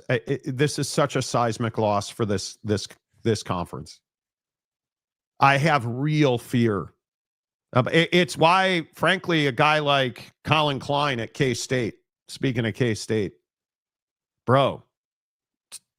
Jake, play the stay hard drop. Please stay hard drop, Jake.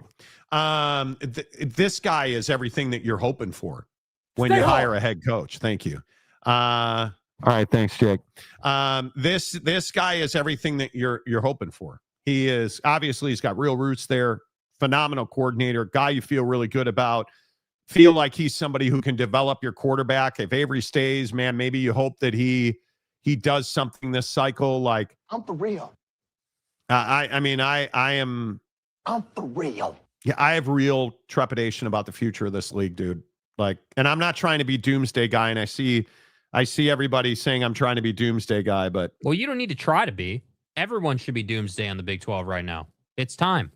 Like, it is. Like, it's just why I'm so frustrated with Baylor and Oak State. And like, see, the difference, here's the thing. The difference with, like, K-State's a great example of this. K-State, Colin Klein's not coming to K-State without a significant increase in NIL money. He's not.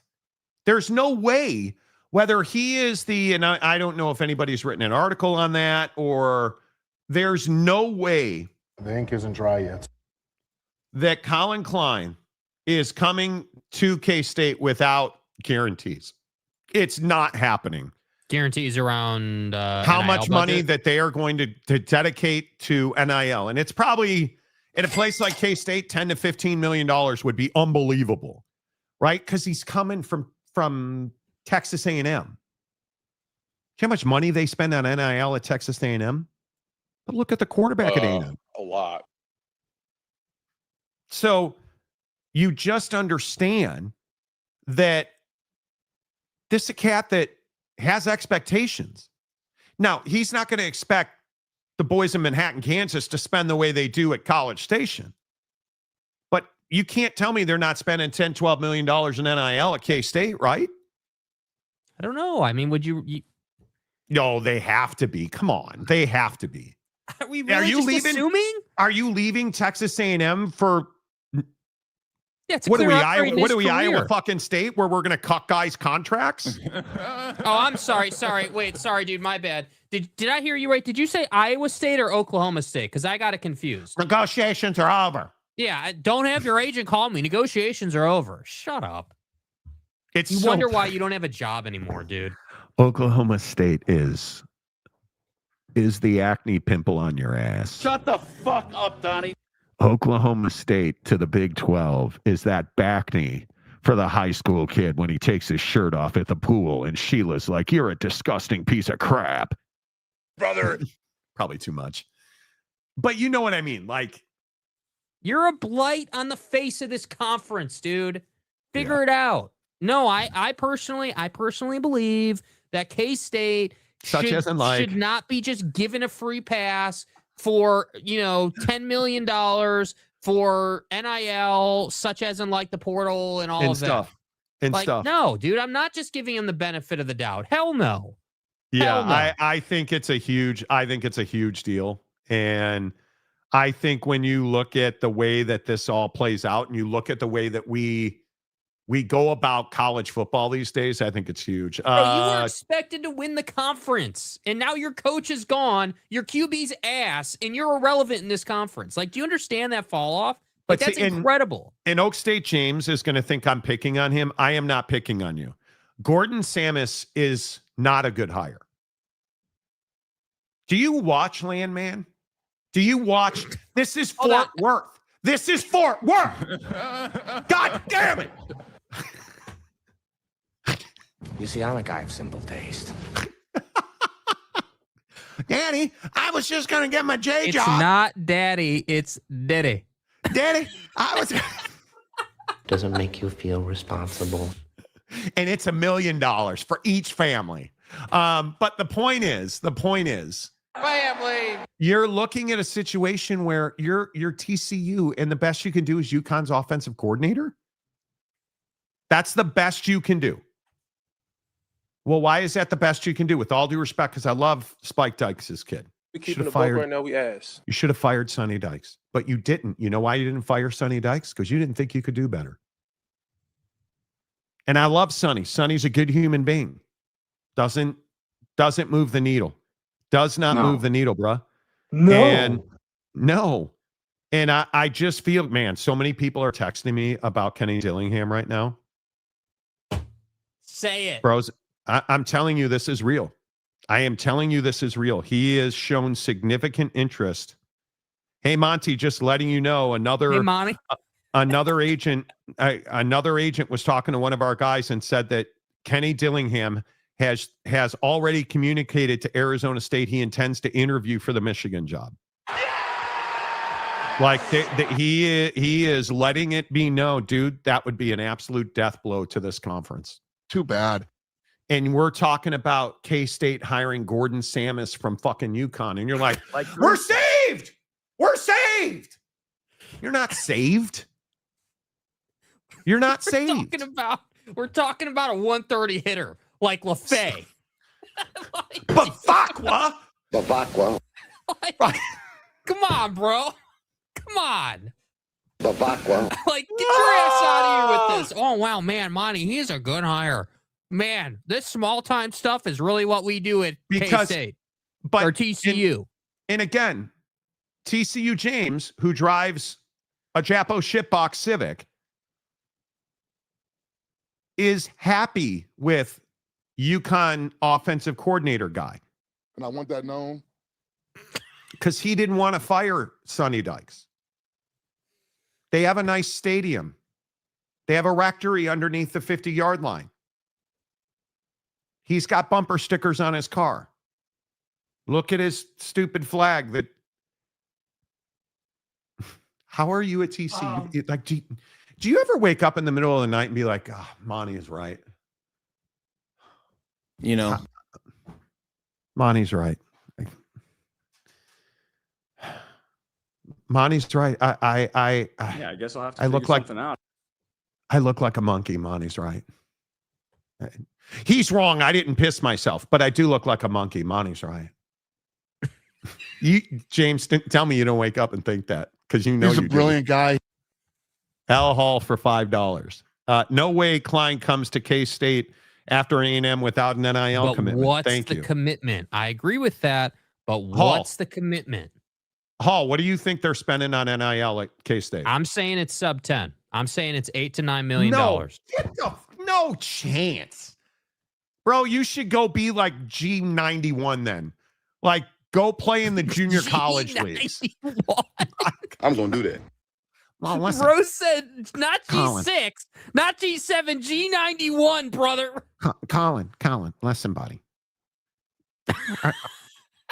Are we gonna give you NIL money? Of course, we're gonna give you NIL money. We are. Yeah. And then like Colin Klein signs a deal. Okay, good. I was just okay. By the way, how much is it going to be that you're going to give me? I personally believe that. Well, see, in the Iraq, it would be different, but we're not in such as in like the Iraq. This is Manhattan. And I don't mean New York City, Manhattan. I mean Manhattan, fucking Kansas, Colin. You played here. You know we're broke. America. You know we're broke. Hot Pockets for dinner, right?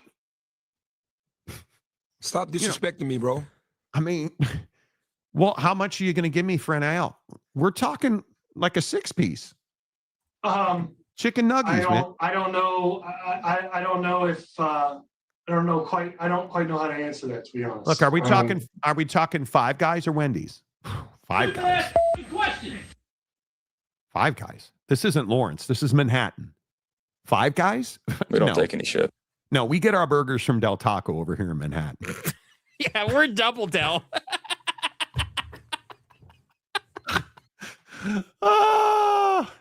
Bro, it had better be 10. Cereal for dinner, Monty? Absolutely, every night. Before you got here, that's what I had every night. Yeah, give me some Lucky Charms. Don't you be smoking in here. I just lit the thing. How did you know? Landman is growing on me. Good. You know, no, I'm serious. Dilly is the kind of real coach that the University of Michigan needs. I'm serious too. Oh boy. It took Texas Christian University to turn James into the semen demon. Oh, God's the irony. name, image, and likeness. James, can I ask, why do you fucking watch this show anymore? Like, Here, I actually have James's response on video. God. In a and it was sent to me privately, so I'm sorry, James, if this upsets you. Oh, is this a real James video? No, it's not.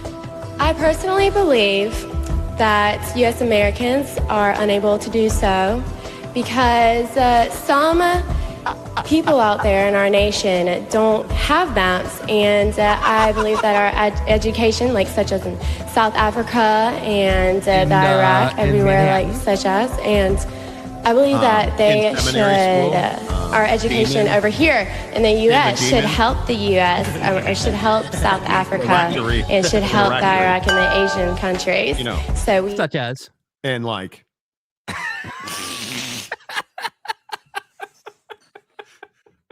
I want to understand how Oak State James has just absolutely become the guy on this show. It's a Big 12!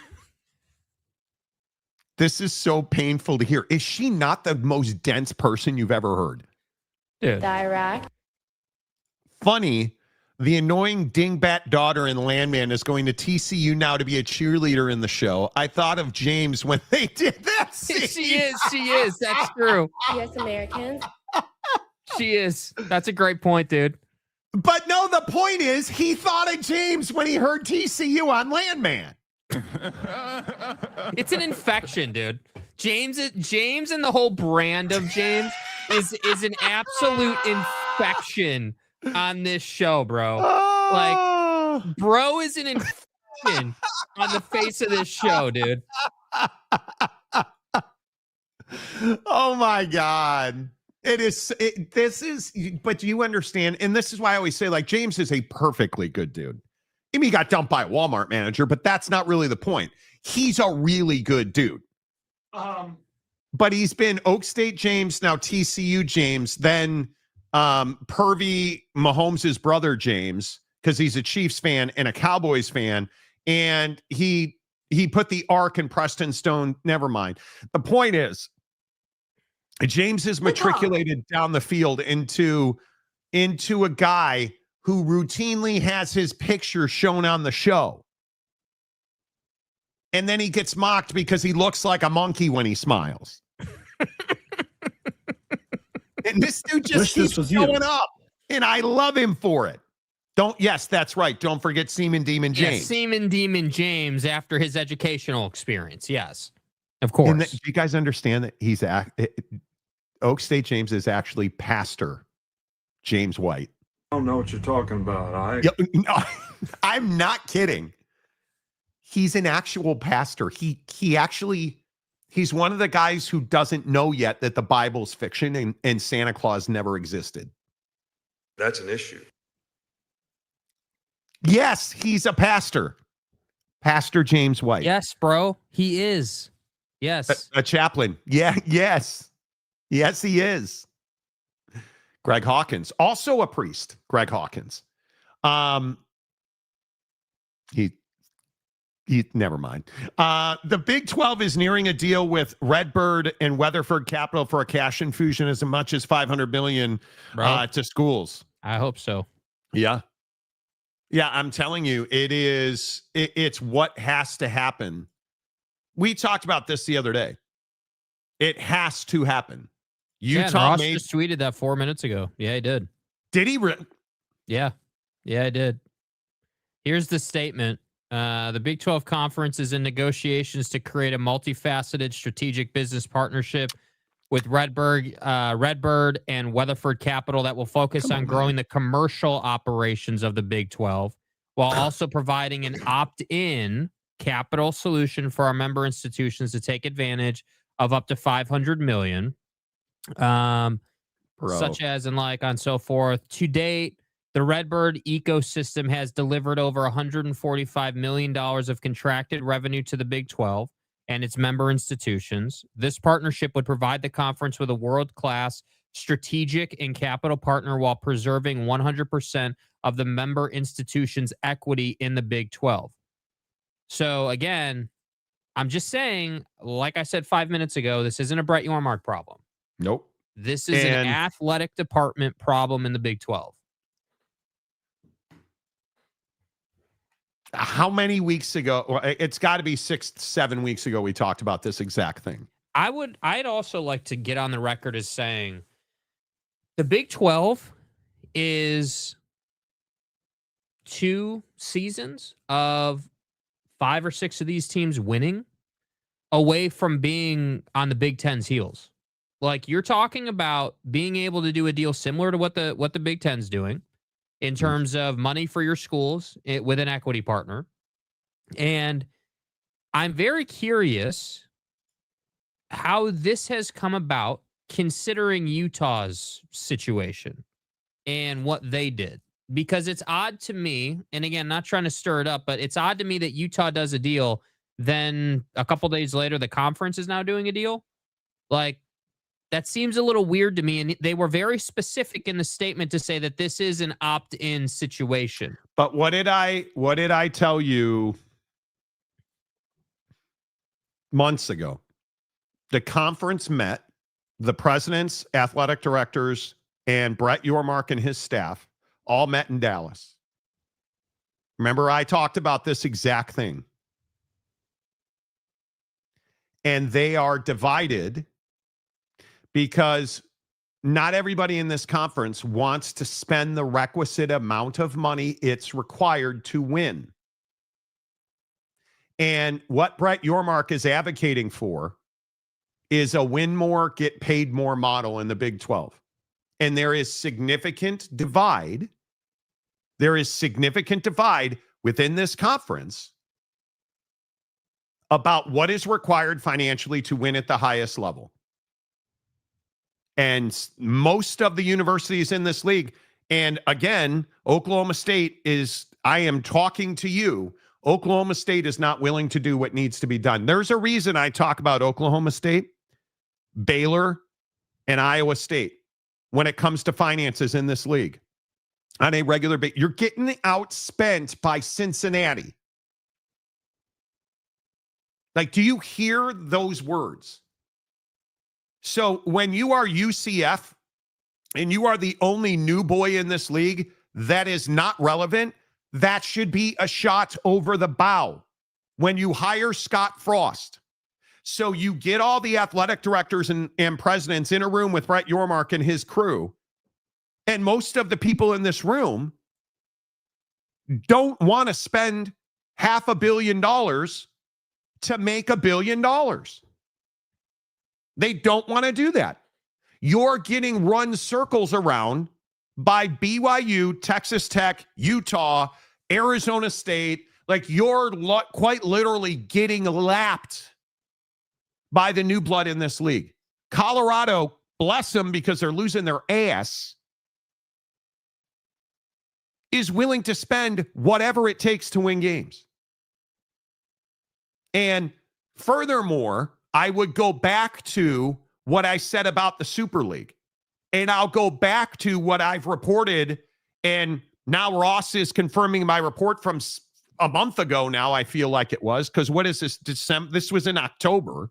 So over a month ago, where you have a large sect in this league who are unwilling to compete at a high level. And there is a divide in this league about what it takes to win. And I look at guys like Terry Mahajer at UCF, and I just scratch my head, because when these guys came into the league and he sat down on this show and told us no expense will be spared, where is the sparing of expenses? Because I don't see expenses. You're not even sparing an expense because you're not spending an expense.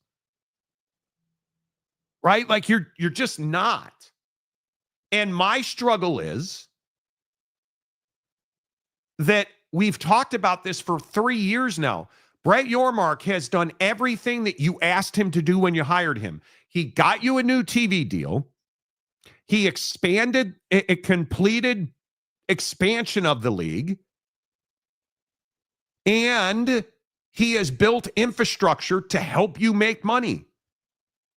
And if my sources are correct, it's really only 4 or 5 schools who have taken advantage of that. Absolutely Texas Tech, absolutely BYU, absolutely Arizona State, absolutely the University of Utah. And there's some debate about what Houston and Cincinnati are doing.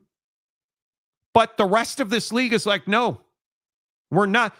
Oklahoma State has quite literally said we are not willing to invest more money in NIL. You're Oklahoma State and you're not willing to do it. Cincinnati's willing to do it and you're not willing to do it. Baylor is not willing to do it. Cincinnati's willing to do it. Yeah. Ow. Let that sink in. Let that sink in. Texas Tech spent $1 million on one softball pitcher, and they almost won the whole thing. Hello? Like, you have this small group of teams that are willing to grab the bull by the balls, and then you have everybody else who won't even walk into the arena to play the game. And now, here we are again in a situation where, excuse me, I'm trying not to dislocate my shoulder. Here we are again, where I've been telling you for months, hey, the money's coming in this league. The money's coming. I told you they were going to sell naming rights, right? Yeah, you did. Right? And it's at a point now where, and that's why this G6 story today is so significant. We just haven't been able to get to it, but we're going to get to it now because this is a big deal. When you look at the G5, G6, call them what you want, they know they're going to get excluded from the college football playoff. That's coming. And I think from the people I've talked to, the G5 commissioners are getting ready for that. And the G5 is exploring a championship tournament for football. And what they would like to happen is they would like to see the 2 participants in the G5 championship game have access to the college football playoff, because it's widely believed that the college football playoff is going to go to 16, which is going to push the championship game out 2 more weeks, which would give the G5 time to build a championship tournament and have its winner before that final round, before that deeper part of the tournament takes place. Because if what we've talked about on this show, where there's going to be a play-in, if it expands to 16, there will be a play-in game for like 17 and 18. Right. And you would essentially have either one or the G5 champion or the participants in the championship game moving on to the college football playoff. Now, there's no guarantee, and I will continue to sit here and say, and I know that I was talking to a Boise State fan the other night who is just livid with me for saying it. I don't believe that the G5 should have a spot in the college football playoff. I understand it. I'm a jerk. You just hate this. Whatever you need to say, get it out, right? I believe this is what needs to happen.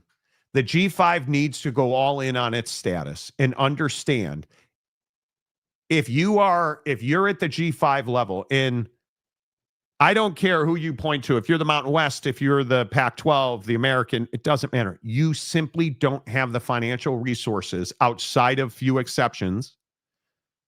And I look at people like UNLV who are doing phenomenal things to generate revenue. Boise State amongst that. But there are so few universities that have $500 million a year in football, $500 million a year in football to compete at the level that you need to compete at. There are so few at that level. So why are you trying at the expense of your Olympic sports?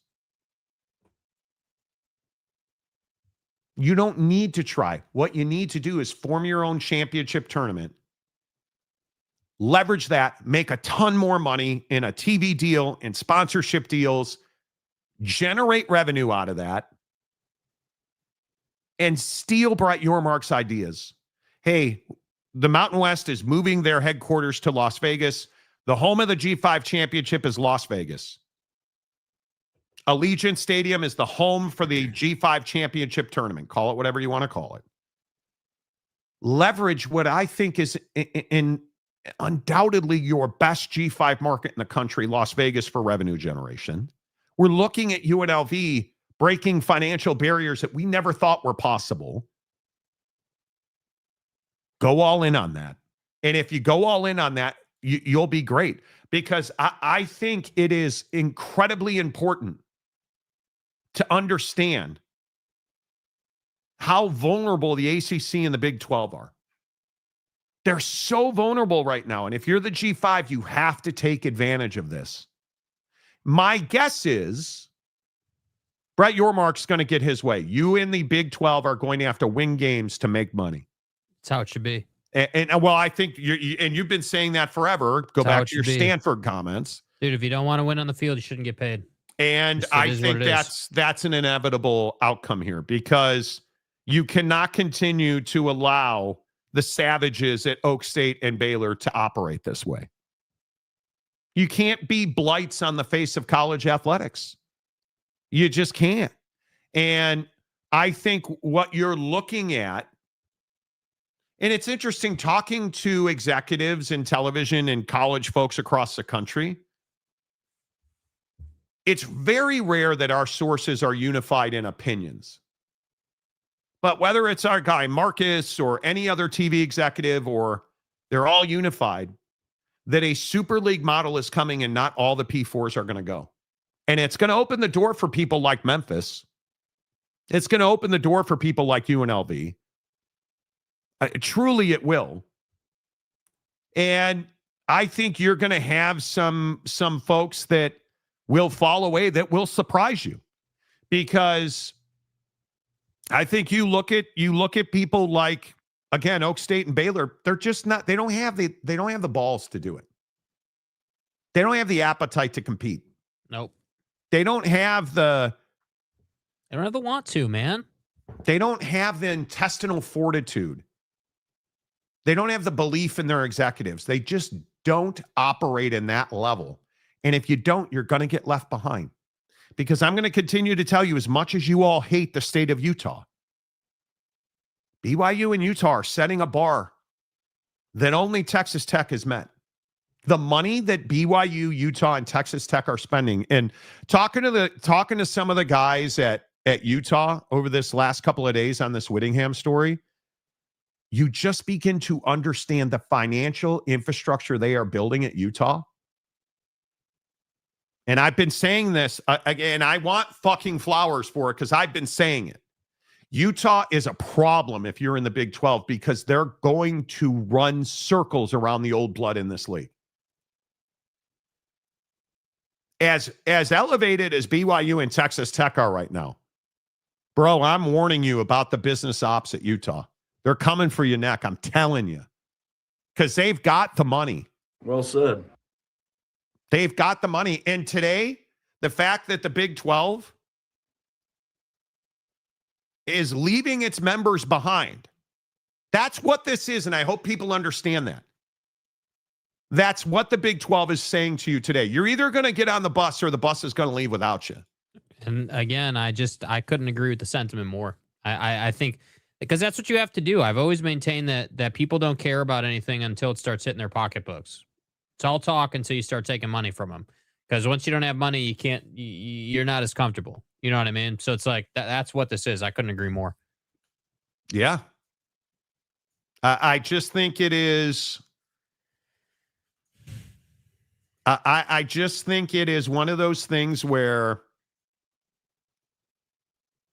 you have to get on board with it. And I think Mike Smith is the one who hates it when I say it. You don't have to like it, but you better learn to love it. Because it's the way business is done in this game now. Do you think Texas Tech has any tribulations about private equity? They're already private equity. Do you think BYU has any tribulation about private equity? Nope. Hey, you think Utah's got any tribulation over private equity? No. Just more flowers for you, because I know you've been on the Mendoza for Heisman train with me. Yep. Fernando Mendoza has won the Davey O'Brien. So just saying. The Davey O'Brien is for the top quarterback in the country. Yes. So and dude, he is so good. He is so good. And it is really difficult to win both of those awards. And I think it is, when you look at the list of guys, it's really tough. Like, you look at the Davey O'Brien Award. I mean, it's basically it's not basically, is the country's top quarterback, Fernando Mendoza. Johnny Manziel and Jaden Daniels have both won the O'Brien and the Heisman. It's really tough to do. It is really, really tough to do. So we'll see if that happens, because remember, the Heisman's tomorrow in New York City. He's going to win it. I think Pavia is going to win it. I think Pavia is going to win it. I just don't think that Pavia's got the case to win it. How do you give it to Pavia after what Mendoza's done against other teams? Pavia's lost too much, hasn't showed out in big enough games. Like, I just think it would be, if you're giving the Heisman to Diego Pavia, it's strictly because you follow on social media and you want to give the cool kid the reward instead of giving it to the guy who's actually the best quarterback. I think there's no doubt that Fernando Mendoza has been the best quarterback. That was too easy. Yeah. Like, I don't even know what we're talking about. Heisman is the best player. And I would be very disappointed if Diego Pavia wins the Heisman. Now, according to Oak State James, they lose because they're in a small stadium. So, giggity. Why? You know it is so upsetting to Jake. Hey, by the way, hey, I know that, she's, okay. Anyway, so you know that you've been on the Spencer Fano train for how long? I have been. Bro just won dog. The Outland Trophy for being Interior Lineman of the Year. Who's really surprised? Spencer Fano's a stud, dude. The guy is an absolute dog. He is. I think I truly believe he's the best offensive lineman in the country. I think he's that much of a dog. He is. And I know everybody mocked me when I said that. But yeah. Chewy, I'd give Pavia's mom my trophy for Mother of the Year, right? That's what that stands for? You guys are a bunch of sickos. Mother of the Year, right? I mean, that's what that stands for, clearly. Of course. TJ Watt had successful surgery for a collapsed lung today. Yeah, did you guys see that story? Oh, is he going to play? And I love Steelers. Is he going to play Monday night? No. Yeah, he had a collapsed lung. No.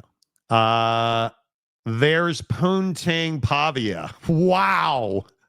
Angry Venzer off the top rope. Man, we had done so well. We had done so well.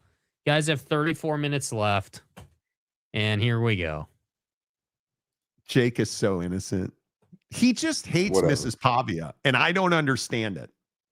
I don't give a bear's fuck. You know, this is more Jake's style here.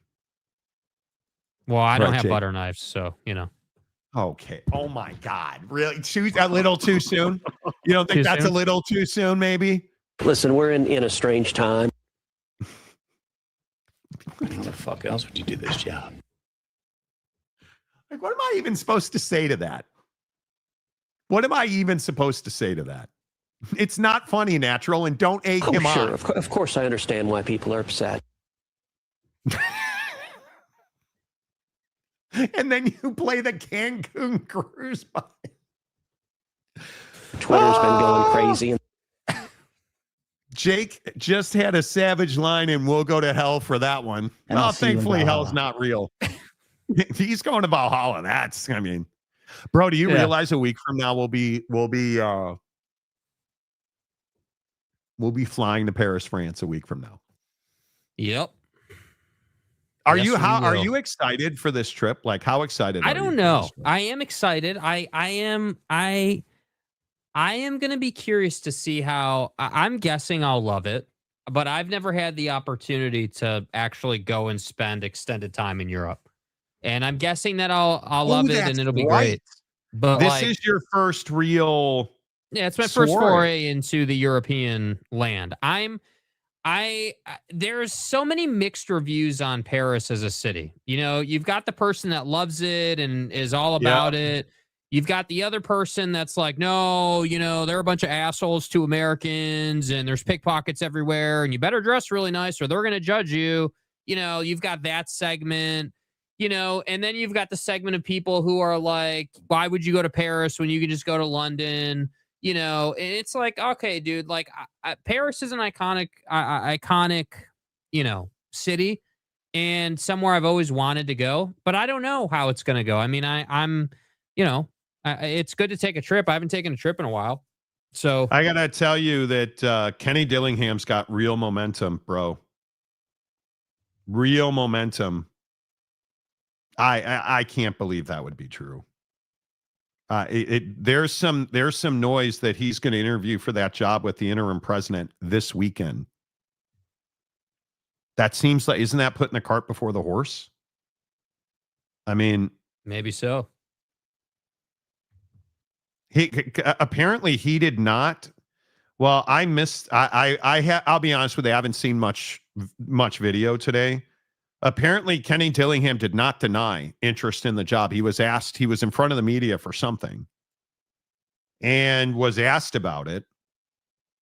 I mean, let's see. I'm sure it's out there. I've been refreshing Twitter and saw nothing about that. So I don't know. Let's see. I haven't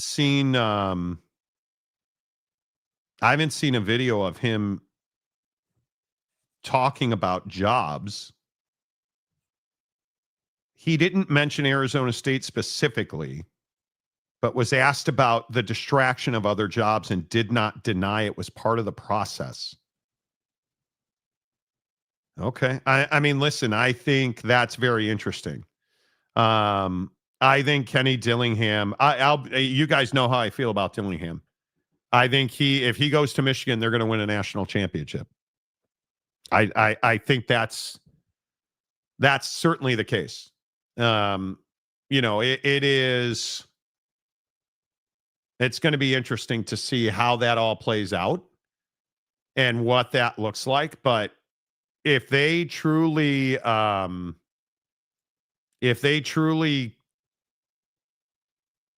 chase him, that will be very interesting. And if he interviews this weekend, ooh, that's going to be crazy. Yeah, I don't So see we'll anything see. on video of him saying that, but I'm sure he did. Yeah, I don't know. I don't know. We'll see.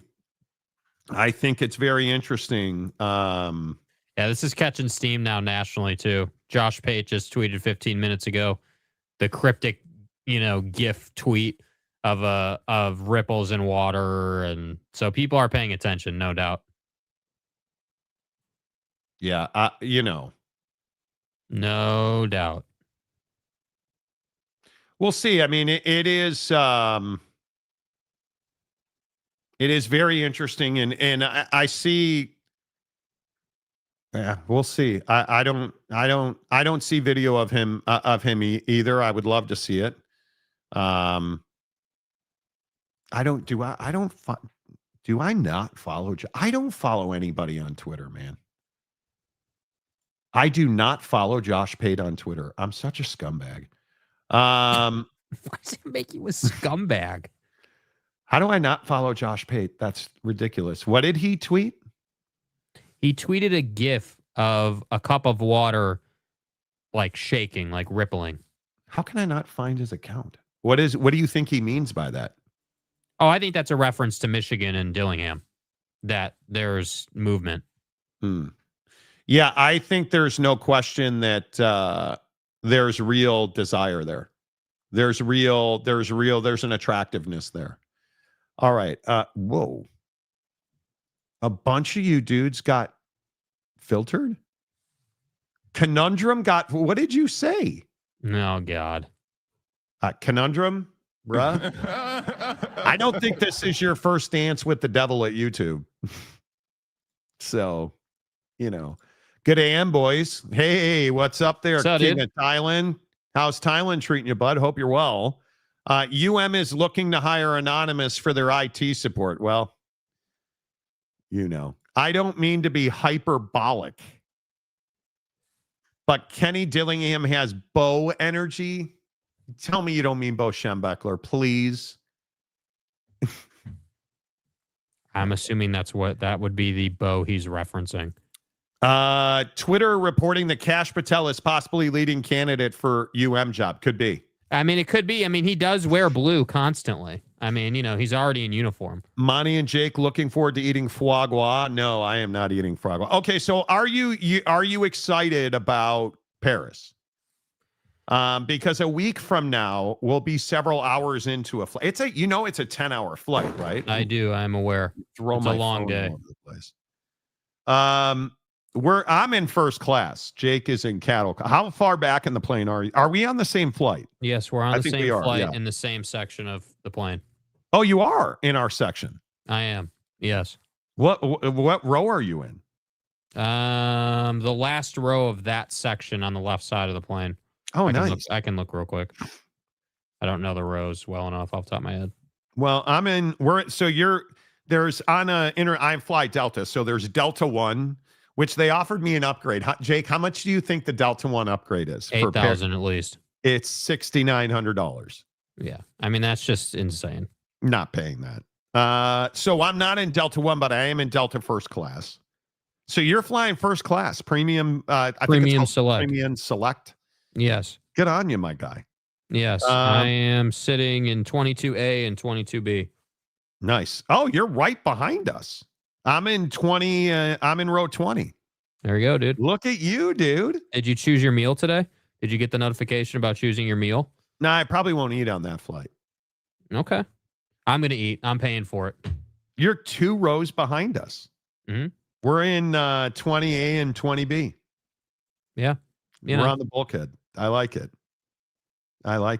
Okay, let's talk about food on an airplane. Yeah. I think they offered like ravioli or something. They offered ravioli and they offered a chicken dish. I opted for the chicken dish because I did not want to test fate with heirloom mushrooms from plain food.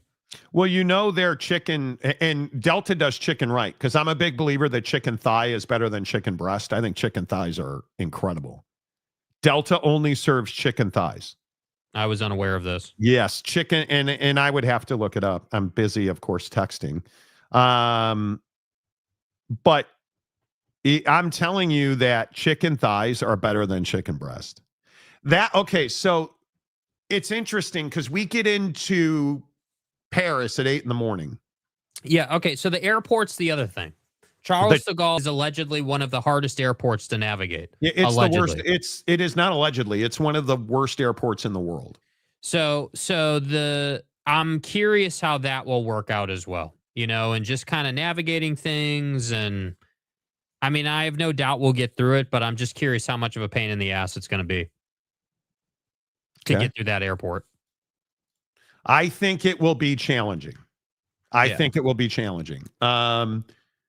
But I also think I'm super excited about it. I am ready. I am going to Paris we're going to be there together for a week, right? Yes. And then you guys head on to London, I believe it is. And then I am there for 2 more days and then head home. I am super stoked. But I can't tell you how excited I am to have a almost 2-week break from life. I am incredibly excited about that. Yeah, I don't even want to talk about it. I don't want to work. I don't want to think about it. I want to party like a rock star. What's Jim Rome say? Party like a rock star and pound like a porn star. Mm-hmm. Don't call me. Don't text me. Don't email me. I'm out. You know what I'm really excited about? I am not going to have international cell phone service. Nope. Not doing it. You know why? Because I want to unplug from the world. Dude, not to sidetrack us. So the Conor McGregor knockout of Jose Aldo was 10 years ago today. No. Yes. 10 years ago today. The Already? Conor McGregor Jose Aldo knockout. Yes. Yes. Wow. That's brutal. No cell phone service. Interesting. Okay. I'm out. Moulin Rouge. Yes, me and Mrs. Monty are going to Moulin Rouge. We are. The Louvre and Morrison's grave, going to both. I'm actually, Jake and his significant other didn't want to, but Mrs. Monty and I are taking a tour of the Louvre. No, we are. It's huge. We are. No, we are. You're not. Yeah, we're going. Yeah, we are. We excluded you guys. Okay. Call us Baylor. I thought you guys didn't want to do it. No, we did. Yeah, we did. We just see the problem with these trips is our wives. Well, you're not married because you're a virgin, but my wife and your not wife, they've planned out like all the shit on this trip, and so the only thing I wanted to do. I'm not trying to get involved, bro. Again, because you're a child. I know what I want to see in Paris, and the Louvre was not going to be on the list because it's massive. But my guy, Bob Collins, who is a Paris aficionado, a friend of ours in the family, a family member, I say a friend, a family member, my brother-in-law. I think he has said Paris is his favorite city. And he said, you guys got to take a tour of the Louvre. Well, my point with the Louvre to take a guided tour. Bro, when am I going to be back in Paris? How am I not going to go to the Louvre? It's That's not like Paris saying. Is like a once a year thing, like that's the thing. Yeah, that's what I'm saying. Like, you got to do it. And I think you have to do it. Right? I mean, there's just no choice. You have to do it, dude. So doing Moulin Rouge, we're staying like a mile. Oh, not even a mile. We're like you can walk from our villa to Disneyland Paris. Which I'm also very excited about. That'll be fun. I am not looking forward to that at all. I am not. I'm not a Disney guy. I am not a Disney guy. I am, and I know I'm a party pooper about this stuff, and people get so boned over Disneyland, and I just could not care less about it. I'm happy. My wife wants to go. I'm happy to walk around. I'm happy to go see it. I'm happy to.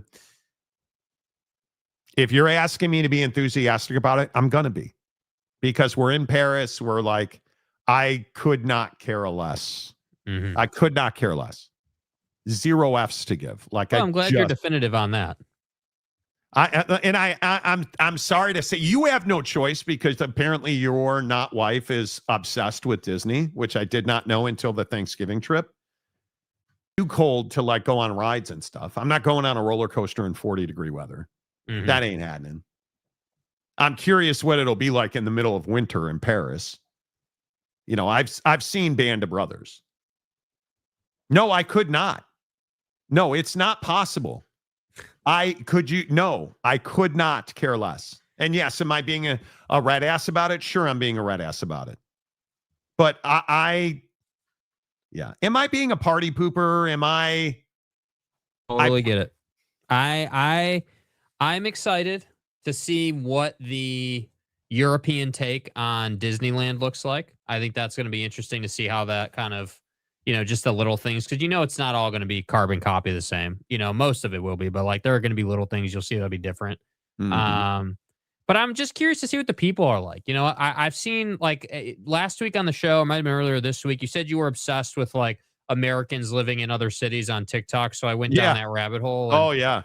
And it is interesting.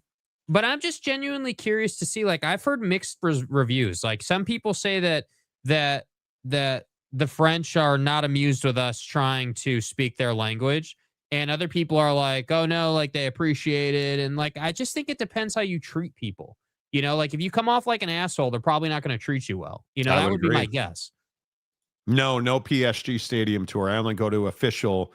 Yeah. Why are we going to peasant stadiums? Yeah. Like real football clubs, like Chelsea Football Club on the 27th against Aston Villa. Your boy will be there in the suites. No, you hyenas. No, none of you hyenas are running this show while we're gone. Okay. It's okay. Big Daddy Magic. Big Daddy Magic said he's going to do it. F around and find out. Okay. My sister's obsessed with Disney. It kind of makes me uncomfortable how much she likes it. I just don't get it. I don't get it. I want to understand it. I do. Okay, so what's your Disney then? Because everyone's got something. What do you mean? What's my Disney? Well, like if someone else is obsessed with Disney, what's your thing? Would you say? What's my shoes? I don't know. What, like a place? I have no idea. What is my Disney? I don't have that. I like to travel. I go to Disney because my wife likes it. I fake it. I have a good time. The food sucks. The food is so expensive. It is. Who said it? I think Chad Perling said it. Where's Chad Perling's comment? Something about you don't go to Paris. Here. You don't go to Paris to see U.S. commercialism. I can go to Orlando. I can go to Los Angeles. I've been to Disney 100 times. I don't even like Disney World in Orlando. I don't get it. I don't have kids, so I don't get it. You've been to Epcot. Okay, what is it going to change the next time you go? Right? I mean, if you want to go once every 3-4 years, that's cool. Right? That's cool. I mean, maybe my Disney is premium golf courses. I used to play golf. You guys may know that. Anyway, I don't know. You clearly like Disney. Do you like Disney, or do you only like it because your girlfriend tells you to like it? I do like it. I'm not obsessed with it, but I do think it's a good time. I had a good time. Disney World was a lot of fun. I think Epcot's really interesting. I don't love standing in the lines, and I hate standing in the lines. I hate it.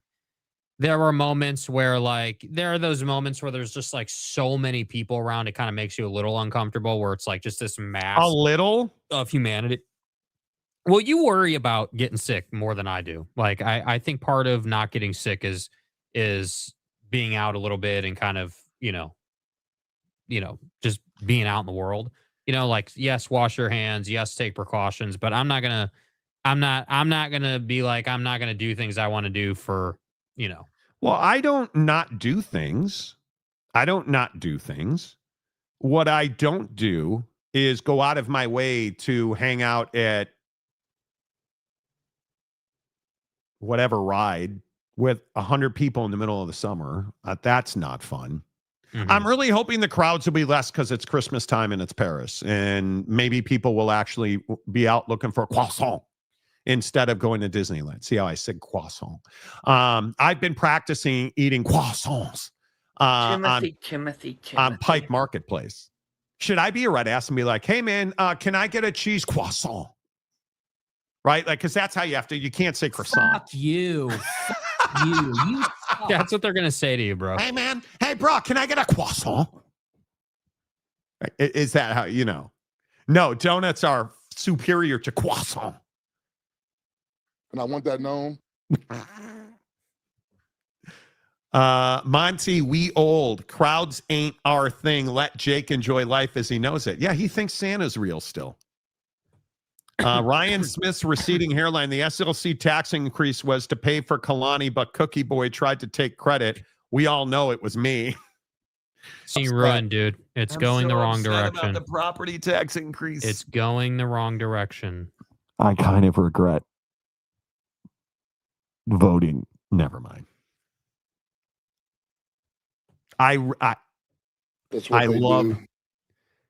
love Salt Lake City. And it sucks. I do. I love Salt Lake City. But you're destroying Salt Lake City. You're fucking destroying. You're ruining everything that's great about Salt Lake City. Oh, hey, we're going to divert more water out of the lake. Let's go. We got to pour more cement, Monty. More cement houses that nobody can afford. Let's go. Back it up. Bring it in here. Why don't you build more mansions nobody can buy, lay more concrete, and take more water out of the lake? Oh, and why don't you raise property taxes to pay for the Jazz Stadium downtown? I'm a little upset about it. I would be. This has been, I'll be honest, I've made great money this year. I feel like I've had a really good year financially. My wife's got a great rack. Like, I have a lot of good things in my life. Higher property taxes in Salt Lake is not one of them. Money right out of my pocket. And for what? For what? For what? For what? Fight on, Natties. Monty. Fight on. Monty. Fight on.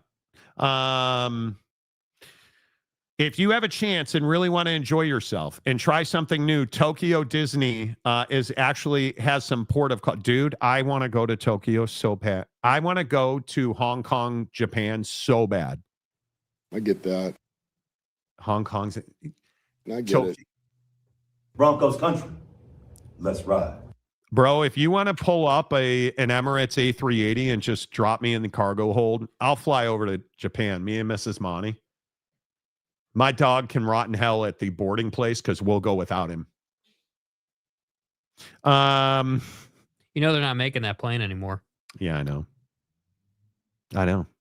Bro, has it ever occurred to you that I'm getting old and stuff I wanted to do is no longer doable? Like what?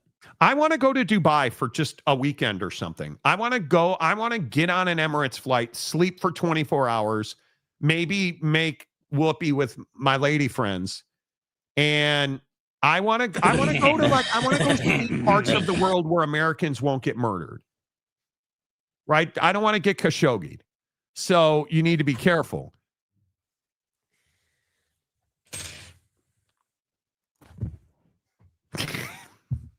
Probably too much. I'm a bad person. I don't even try to hide it.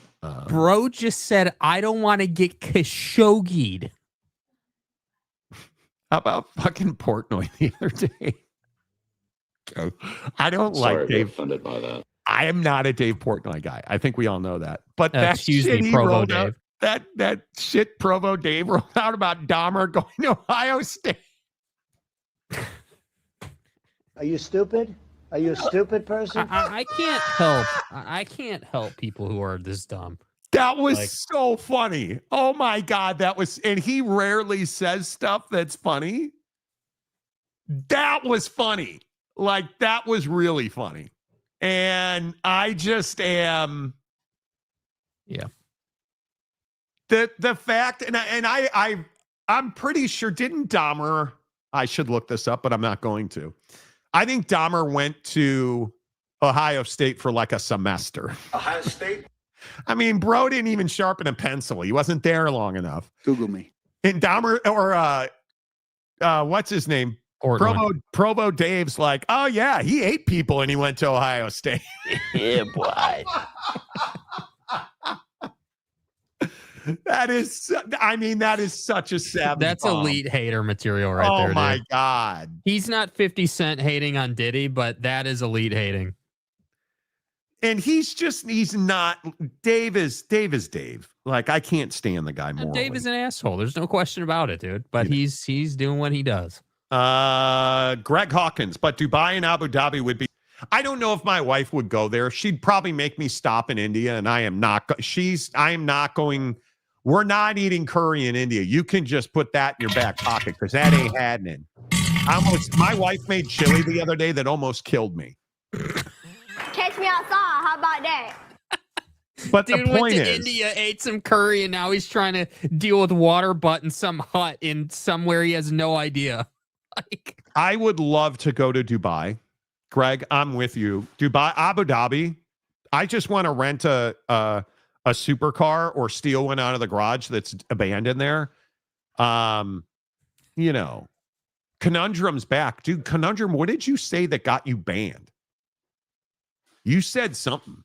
Water ice is better than water butt. It is. Agreed.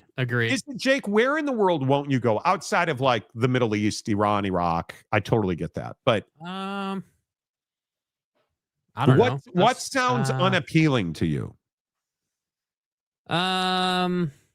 Uneducated take. I don't really know much. India doesn't sound super appealing to me. Turkey? Don't know anything about Turkey, but probably not high on my list. Dude, Istanbul would be. I don't know. I think my wife actually wants to go to Istanbul. I could be wrong, but I would love to go to Istanbul for a weekend. I think the age gap here and the economic gap is something that also affects the conversation. Obviously, I would love to at some point be able to buy a house. I would love to be able to. Well, look who decided to make an appearance. Well. My significantly better half has arrived. Bavakwa. Would you go to Budapest? Oh, yeah. Oh, I'm dying to go to Budapest. I would go See, she says Pest. Because that's how you say it, Pest. Hello. Yeah. Hello, Malk. Pack this thing up. We're out of here. I would definitely go to Turkey. Absolutely. Okay. Turkey, Hungary. Would you go to Abu Dhabi? Whose daughter is that? Yeah. Sure. I would go to Abu Dhabi. I've gotten the Madonna comment before. I see that, Paxton. I have gotten that before. Yeah, my wife does. I'm significantly younger than her, though. Yeah. So careful. And I haven't had all the plastic surgery. Greg Hawkins says hello. Hey, Greg. Caramel or caramel? It's caramel. Macchiato. Caramel macchiato, please. Erroneous on both counts. She's way out of my league, dude. I tell her that. You should see her naked. Hot ass. Anyway, I would love to go to Abu Dhabi. I would love to go to Abu Dhabi. Like Greg Hawkins, like we should do it. Oh, dude, stop, Famlor. Are you kidding me?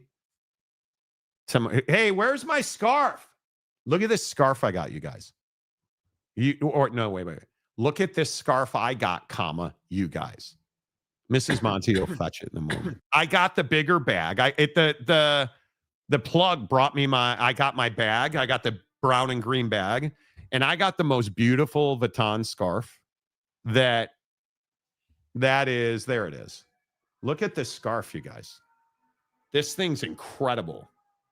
Like it is so amazeballs. It's nice. And my wife, you can come model your scarf. My wife got a pink one. Hers is better. Got it. Yeah, hers the is pink probably and gray better. is beautiful. Hers is probably better. Yeah, but that's still nice, dude. Yeah. I probably would wind up getting in serious trouble if I went to the UAE. Sometimes tattoos would be dangerous and my dislike of religion. Well, there is that. I liked Italy quite a bit. It wasn't what I expected, but again, I'm not sure what I was expecting. I think I like Switzerland a little more. My wife went on that Viking cruise with her mom. She loved Germany. Like, she loved Germany. Exactly. It's a Vuitton golf towel. You got to go to the Vatican, Monty, and petition for the Pope to intervene in the college football playoff. I agree. The UAE understands if you're a foreigner, you will have different rules. Yeah, I want to go, dude. Maybe that's like the airfare is actually not even that expensive. I would absolutely go. All of the text messages, you guys are being ridiculous. There's a lot of momentum. There's a lot of heat behind Dillingham to Michigan. There is a lot of heat behind Dillingham to Michigan.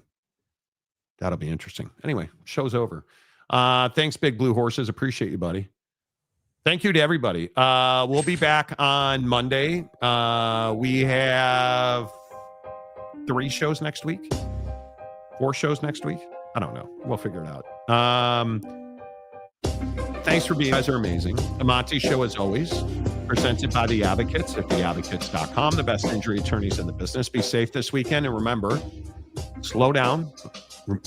Remove the distractions. And The Advocates remind you, if the worst happens, get to the best. Theadvocates.com.